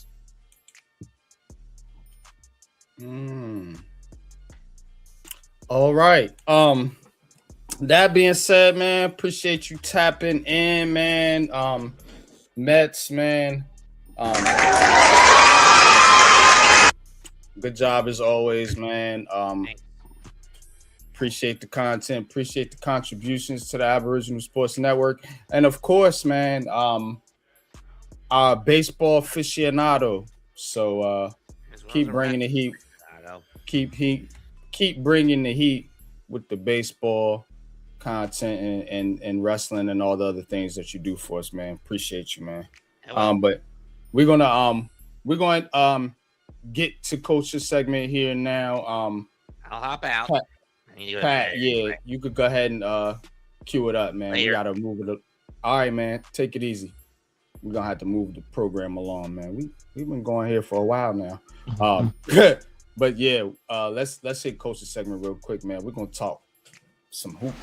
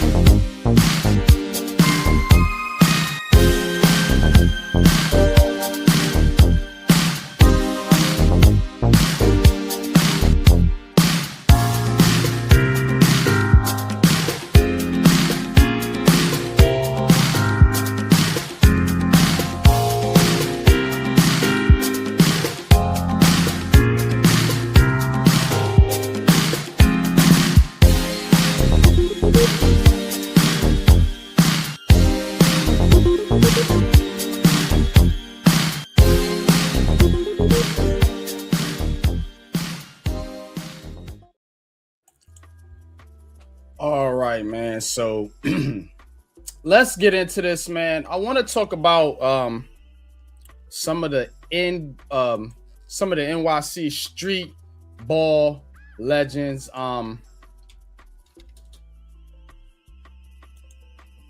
So hang on, let me get it queued up here. Damn, where am I at? All right. So if you know about New York street ball, you should know about the Dyckman League. Dyckman League been around for years, man. Had some famous players come through there, KD, Kevin Durant, a couple other players, man. But with street ball, man, look, when you talk about legends, you talking about the AND1 tournament. You talking about guys like Ray for Alston, Hot Sauce. We looked at street ball, man, like something you could play anywhere. You could get a crate, put it on the fence. It wasn't just Rucker Park, even though Rucker Park was kind of the center of it. But when you think about basketball, and we was kind of talking about it earlier, basketball is like, New York is like the mecca of basketball. It's like all basketball is funneled through there. You know what I'm saying? And in its core, you know what I'm saying? Whether you're talking about street ball, all the way down to, you know, the Rucker Park, the AND1 leagues, all the way to the famous players born and that played in New York. You know, this right here, man, when you thinking about this, Coach, I want you to tell me this. What other sport in the hood that was played in New York that was more popular than just picking up a basketball, going out somewhere shooting? This is culture. Like, this was the culture. When in my era, you got up, right? Ate your bowl of cereal. Might have watched a couple cartoons. All right, cool, man. We hitting the park. You playing all day from sun up to sundown.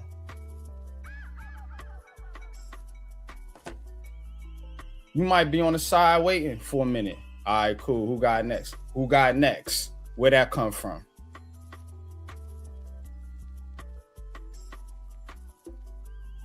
I'm gonna let you elaborate, Coach, on your street ball experience. I'm gonna bring in Leaf to the program, but Coach, I will say this. Let's talk about this. I will say this about street ball for me. All right. Mm-hmm. The first part you said, what other sport? The closest one was actually stickball. To be honest with you, but it wasn't as popular as playing basketball in the city. Now, for me, growing up in Jersey, you know, it was a little bit different. But yes, we still had, you know, one side of town going to play another side of the town, or, you know, being in Plainfield, you know, you wanted to go in next town over from me was South Plainfield.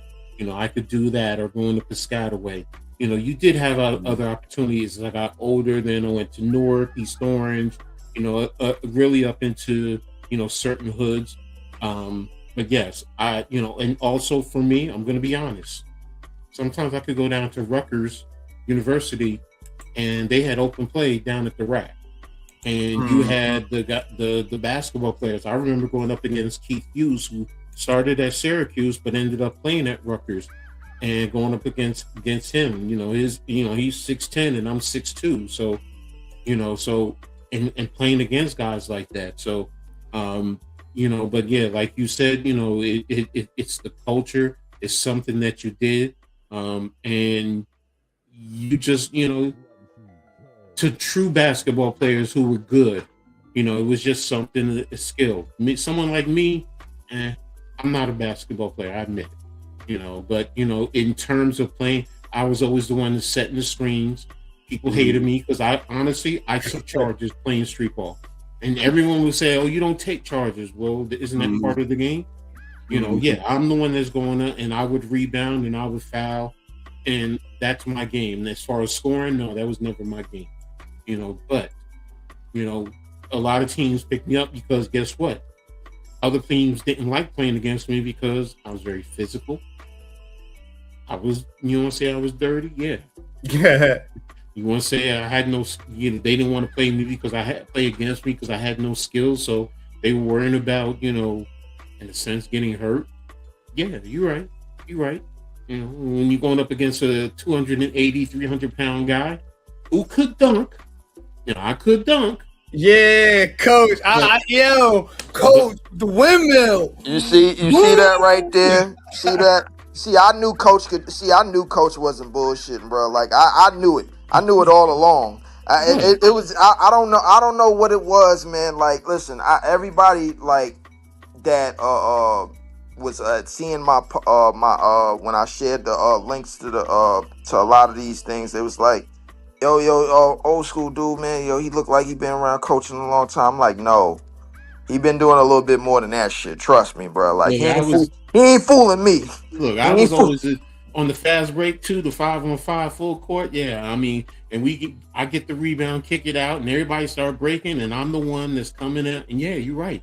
And being 300 pounds, nobody wants to get in the way. Oh, hell no. Absolutely not. You're right. You're hell right. No. So you know why? Because you know what? One thing I noticed is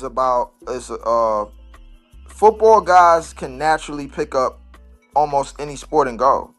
Because the workouts that they do already trains them for that. Like, they already going hard. Like, physically, ain't nobody gonna match up with them at all. You put a dude, bro. I seen Myles Garrett from the Cleveland Browns. He can hoop. Like, he is like that on the court, bro. Like, and nobody will get in his way, neither. Nobody. So I already know what Coach stand at, man. Listen, man, Coach wasn't fooling me. I already knew all along who he was. I am not a dribbler. I can't shoot. I always said I'm a 4-foot box center. At 6'2". 4-foot box center. Yeah, that's me. That's me. You want to know what? Coming down the lane, yeah. If I'm going up and you straight with to catch the ball. Block it, I'm trying to break your hand, your arm, everything. Yeah, you're right. I am. That's me. Because I ain't got no other anything else to do. So I just got to use strength and viciousness to send a message. And physicality, that like that's the reason. You the reason why I stayed on the perimeter. I ain't gonna lie to you, bro. Like, I wasn't going down there. Like, nah, I'm good on that. Because the old dudes I played against in the park, man, like, yo, listen, they just didn't know their strength, man. Like you would go down there, like some of these dudes, they got World War II strength, man. When they boxing out, you can't move around them or nothing, man. Like they just there, big bodies, man. They box out, man. Like they got 7 or 8 kids at home and shit, man. Like and they grab shit, throw the outlet, man. Like they just know basic shit, you know. Yeah, shout out to Pee Wee, man. Pee-wee but Kirkland. But definitely, man. Streetball legend. NYG, man. Your mic is on mute. No, I'm here. Nah, you hear me? Here. NYG. Yep. Yeah, I think his mic gone. His mic is on. Nah, I can't hear nothing, man. I hear you. Hold on. Let me refresh. But yeah, man. Pee Wee Kirkland, man, definitely a streetball legend, man. When you gotta get the greatest one, the greatest streetball legend. Come on, man. The GOAT. Oh man. Come on, you know you had to hear the stories too. Lou Alcindor. Now that's Lou Alcindor, Power Lou High Alcindor. School. Kareem played in the street. Yeah. He's from New York, Power High School. Lou Alcindor. Yeah, I know that, but I always was under the impression that he always played organized basketball. No, trust me, because we were talking about that's why I set the little monologue that I did, bro. Because that was the culture, bro. We all play. If you from New York, you play street ball. You had to have. You know what I'm saying? So yeah, that's what I mean. You ain't hear about Dr. J back in the day. Oh yeah, I know about everybody. Yeah. Quiet as kept, man. My pops, man, is the biggest Dr. J fan I know. Like he used to always tell me about something that Doc did, bro. Like that he can't prove, and nobody will even go back to try to find. Doc did a behind the back jump from the free throw line and threw it behind and threw it to nobody. So I'm like, what the hell? I'm like, what are you talking about? But Doc was all of that in Rucker, man. Yeah, Doc was all that in the street. I heard Connie Hawkins was pretty good. Connie Hawkins, Earl Monroe. They used to call him Jesus. That's the reason why street ball back in the day became what it was, because especially at the Rucker and the Dykeman, because you had the NBA guys when they were coming down to the park to play, and you knew you were gonna be playing against NBA players. That's one of him, and he's in high school there. That's Doctor in high school. That's Doc. Yeah, that's Doc when I think he was what, 17?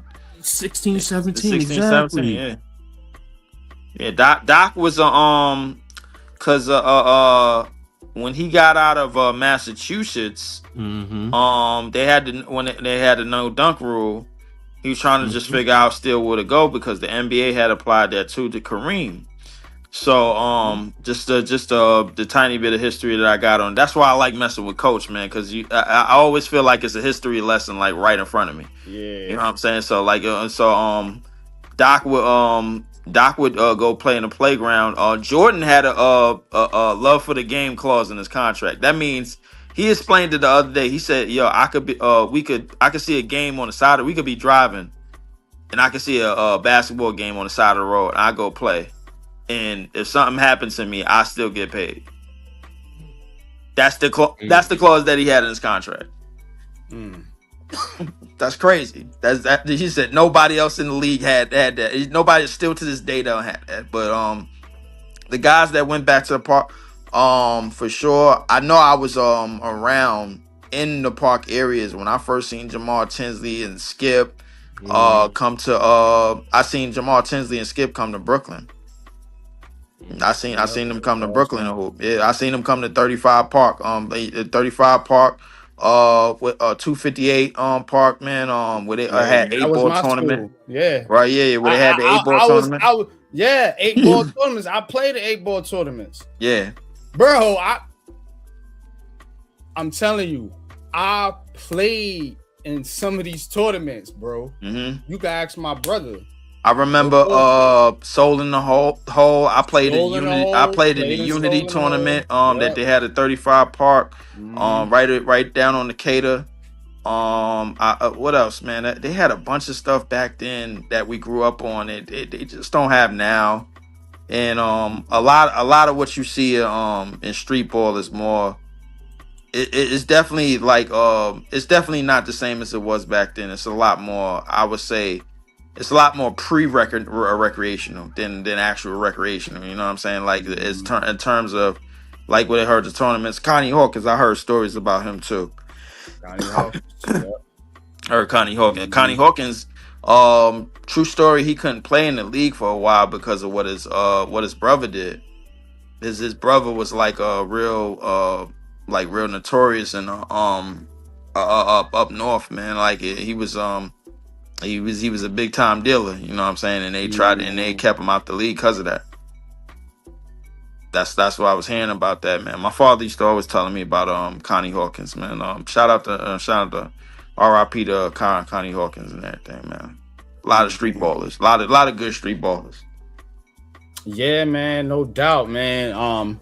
Definitely want to touch on the street ball aspect though, man. But like you said, it's different today. You know, a lot of kids are Absolutely. not outside, not active like they used to be. You know, not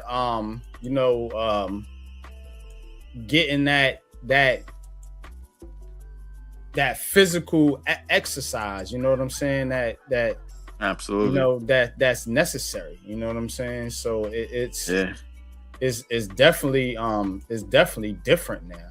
You know, so Yeah, because the game of basketball coming up for the youth now is expensive as hell. You got AAU, Mhm. just lining their pockets, man, with every parent that would pay them, just to throw their kids up in some of these teams and some of these teams that travel, give them the merch and everything, and then that's that. They call it a day. Back to all we had. I remember I couldn't even afford to go in no damn open gym. I've stayed in the park. And it probably because it's probably one of the reasons why I got the feet that I got now, bro. Like I ain't gonna lie to you, but I mean, but I stayed in the park, man. Like any park I could go to, man. Like until I had to deal with adult stuff, man. Like I stayed in the park for real. yeah, me too, bro. I was right there too, man. Always in the park, man. Playing ball, man, and it was just it was our, like I said, it was our culture, man.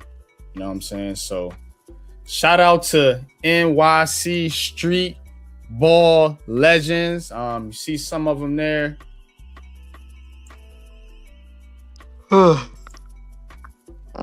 So but yeah, we're gonna get in the coach's corner and wrap this thing up. We are at over our 2-hour mark, so we're gonna wrap it up here, man. Dope show tonight, though. Glad to be back on the mic. Kicking it. We're Heart of the City, kicking it with the ABS fam. Appreciate y'all, man. Shout out to you, Leaf. Definitely always appreciate you, man. And yeah, I'm gonna have to get on I'm gonna transition to NBA now that the football season is almost over. Thank God. So I can get my mind off of that shit. And we want to start getting into basketball game calls and things like that. So I'll definitely be on some calls with you with the Nets. Oh, definitely. And I'm trying to get out of this BS 9 to 5, man, because I need to Ain't we pursue. all? I need to continue to pursue my dream as a digital panhandler. So you know what I'm saying. So like, I mean, I gotta get back on that. You know what I'm saying. Like once I get this money, this in-house money, I'm gonna be just answering my door, collecting mail, be in my little what house coat or house robe or whatever it is, and then just doing videos. That's my dream, man. Like for real. It's nice. It's cool. It's boring money, easy money for me. I mean, I granted that it's easy money for everybody, man, if they start doing it. So I mean, I might as well start getting into the groove of things. So I'm gonna be I don't know about that, man, but good luck to you, bro. With that. definitely, but yeah, we're gonna get in the coach's corner, man. Coach got a good lineup for us tonight, man. I can't wait for this one. Can't wait to hear what's going on. So that being said, Pat, you know what it is, man. Let's hit this coach's corner, man, and wrap this up strong, man.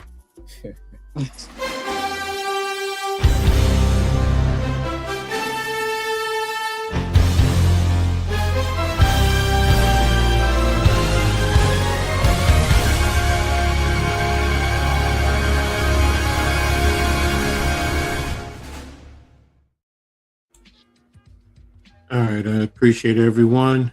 Great stuff today. Getting into the coach's corner.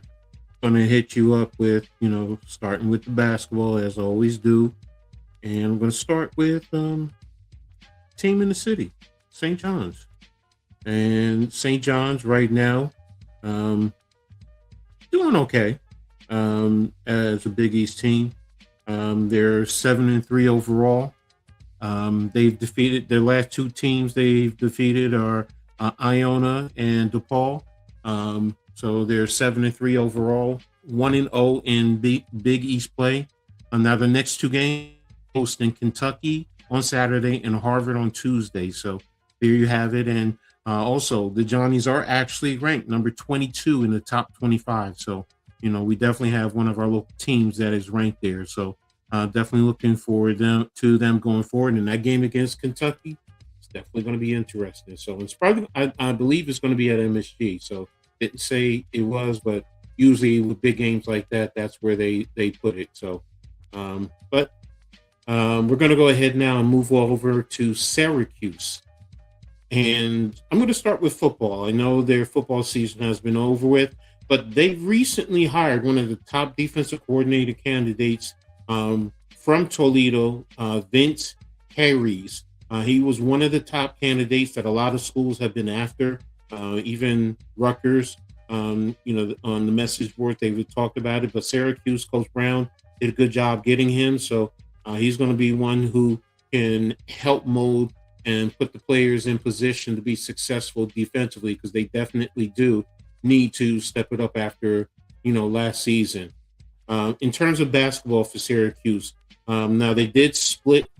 In a sense, they split games.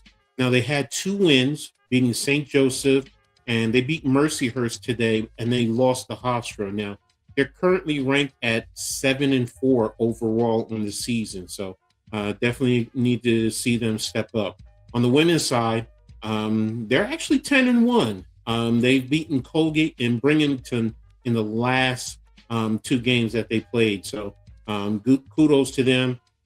Both teams are going to be soon getting into Big East play, so it's definitely going to be stepping up from there. So now from there, I'm going to move on to another Legends, Tri-State, New Jersey, New York Legends.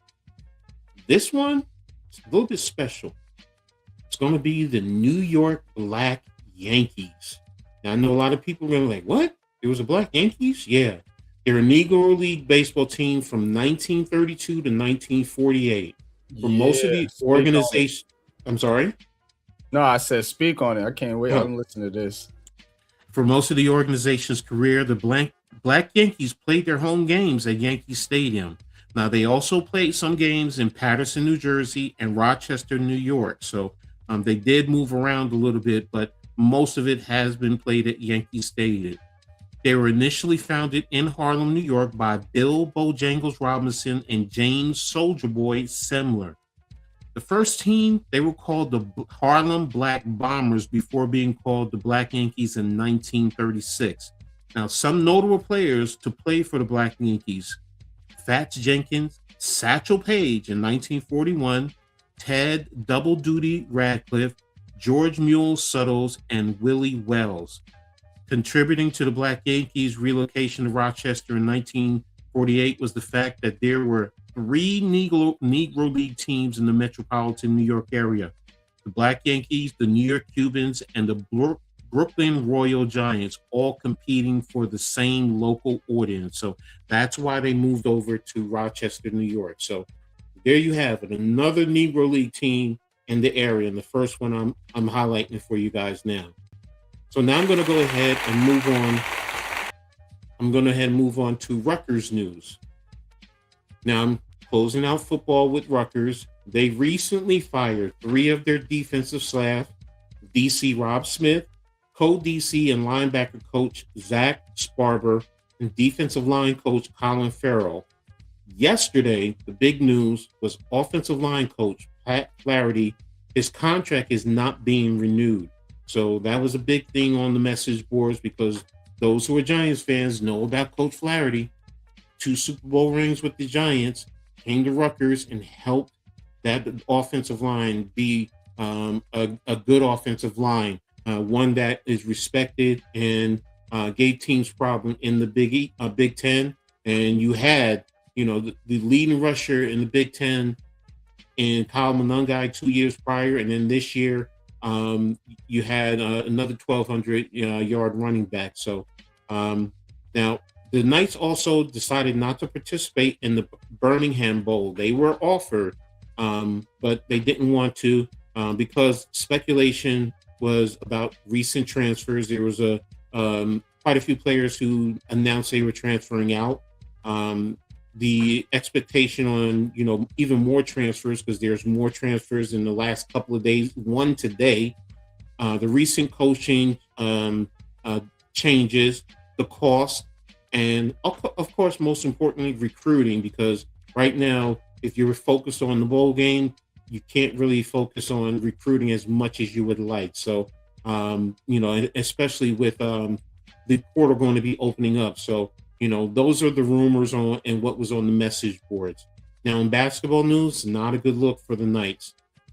They suffered 2 major blowouts previously to Purdue and Michigan, and then last week they lost to their arch rival Seton Hall. I mean, they were totally blown out. After the losses, right now they're standing at 5-6 overall, 0-2 in the Big Ten. Now Saturday they're hosting Penn. Hopefully they can get back on the road. In the women's news, the Lady Knights, they lost to Princeton, falling to 7-4 overall, 0-1 in the Big Ten. They're going to be hosting Lafayette on Saturday.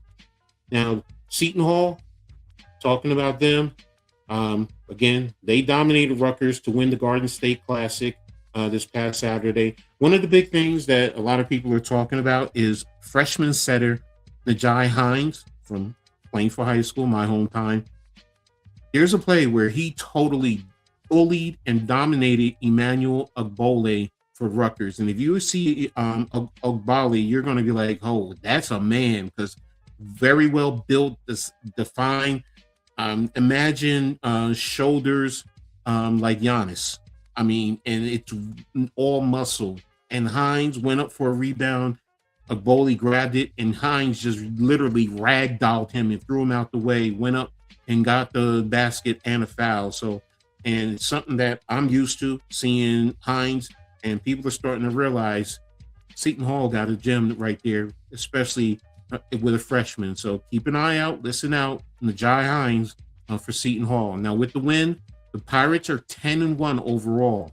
Now their next 2 games, they're going to be getting into Big East play. They're at Providence on Saturday, and they're hosting Villanova on Tuesday.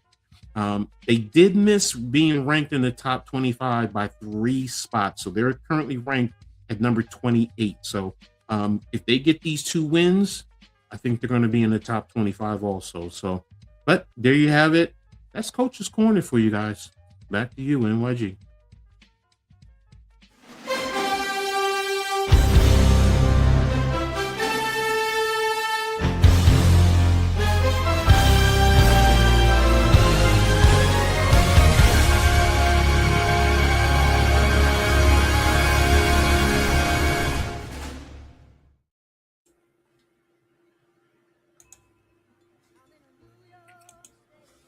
All right, man.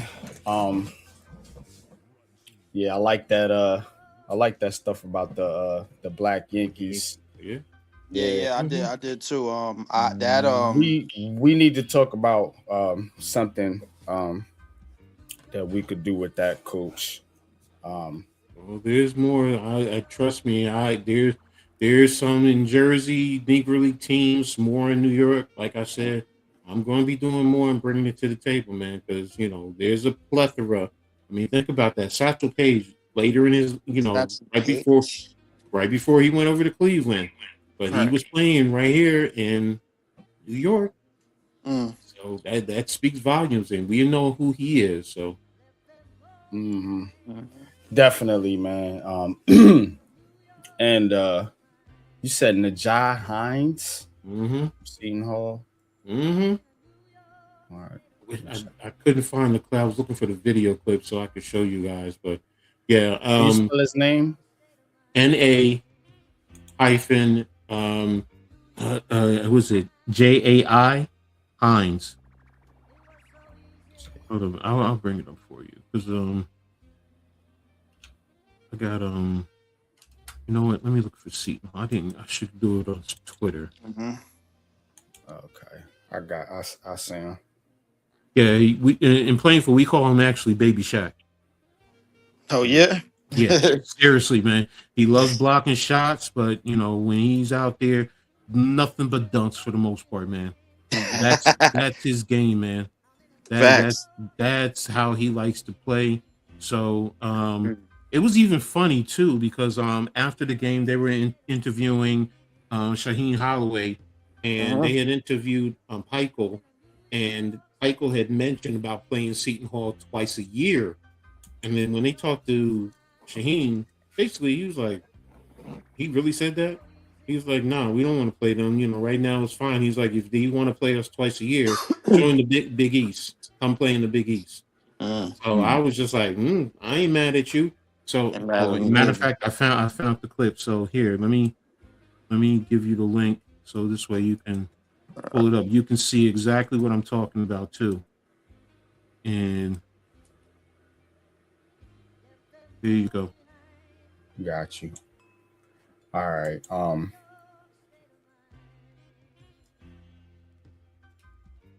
Pull up jump shot, no good. Hines wrestles for.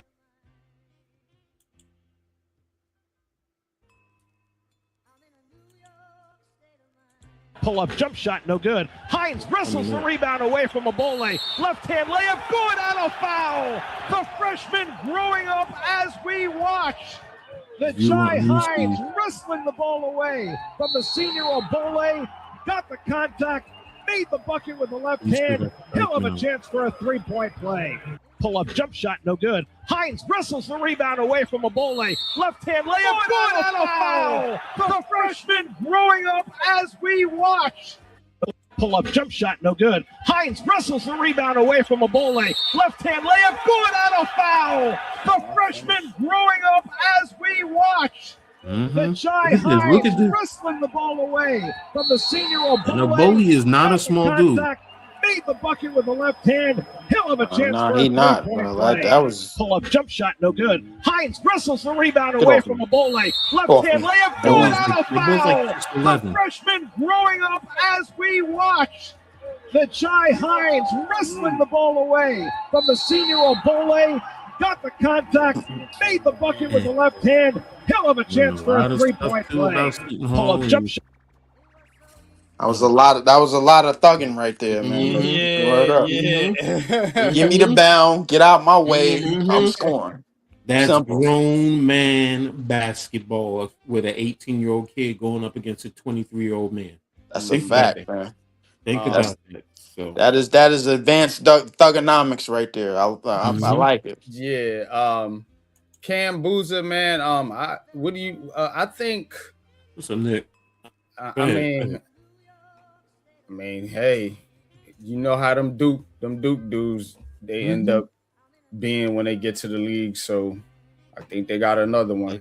Yep, they turn into glass. He said glass. No, I think. Every last one of them turn into glass. Coach, I'm not a Duke fan, obviously, but you know that's why I call them the Dukies. It's one of those potential things, you know what I'm saying? We'll see how he turns out when he actually gets there, though. I think the talent is there. I think that's what I mean. Yeah, I think the talent could be there. I think what you got in Coop, Tatum, Zion, Kyrie, bro. The list goes on and on and on. Forget who his dad is. Yeah, hey, listen, the list goes on and on and on. Oh man. He was yes, he was. But the problem with a lot of these dudes, bro, that I just named, they went to Duke. They when they turn in the NBA, but when they get in the NBA, they got nothing but glasses in their future. That's it. Because it's a fact. You know, one of the great ones from my high school went there. So Jay Will, well, not from my high school, from Plainfield. You know, he went there. But then, you know, Bobby Hurley did get, but he got hurt because of both of them, because of accidents, not because of injuries. So Grant Hill. No. Yeah, they did get hurt because of accidents. I remember Jay Will. Grant Hill. Yeah, I remember Jay Will. I definitely I know a little bit about Bobby Hurley. Shout out to him. Grant Hill got everything started. And he's in terms of luck. LUCK. He's arguably one of the reasons why all these Duke players get injured the second that they come in the league anyway. So I mean, it is what it is. And I like Grant Hill. I thought Grant Hill was it back in the Grant Hill 90s. was that dude. He was about he was yeah. about to have the league. Definitely. He was on his way to having the league. Him and Penny Hardaway, man. Them Absolutely. two careers, man, got cut short, man, because of injury, man. They was they should have both been way better than they was. But all right, we're gonna wrap it up, man. Good show tonight, man. Appreciate all y'all for tapping in. Appreciate the chat. Shout out to Nick. Shout out to Iman Perry. Shout out to Mets for coming through. Shout out to Blaze Radio, man. Shout out to the Hardcore Sports Network too, man. I took my L's. I'm gonna take it like a man. Y'all got it. At least from my end, man. I think some of my brothers still in there though. I think we still got Ghost Dog alive. I think we still got Wells alive. So we'll see how it turn out. Shakes is still in there, but that's it for that's all I got for tonight, man. We good, man, to go, man. Take us out, Pat, man. You know what it is, man. Heart of the city, baby. All right. See y'all, man. Peace. Definitely.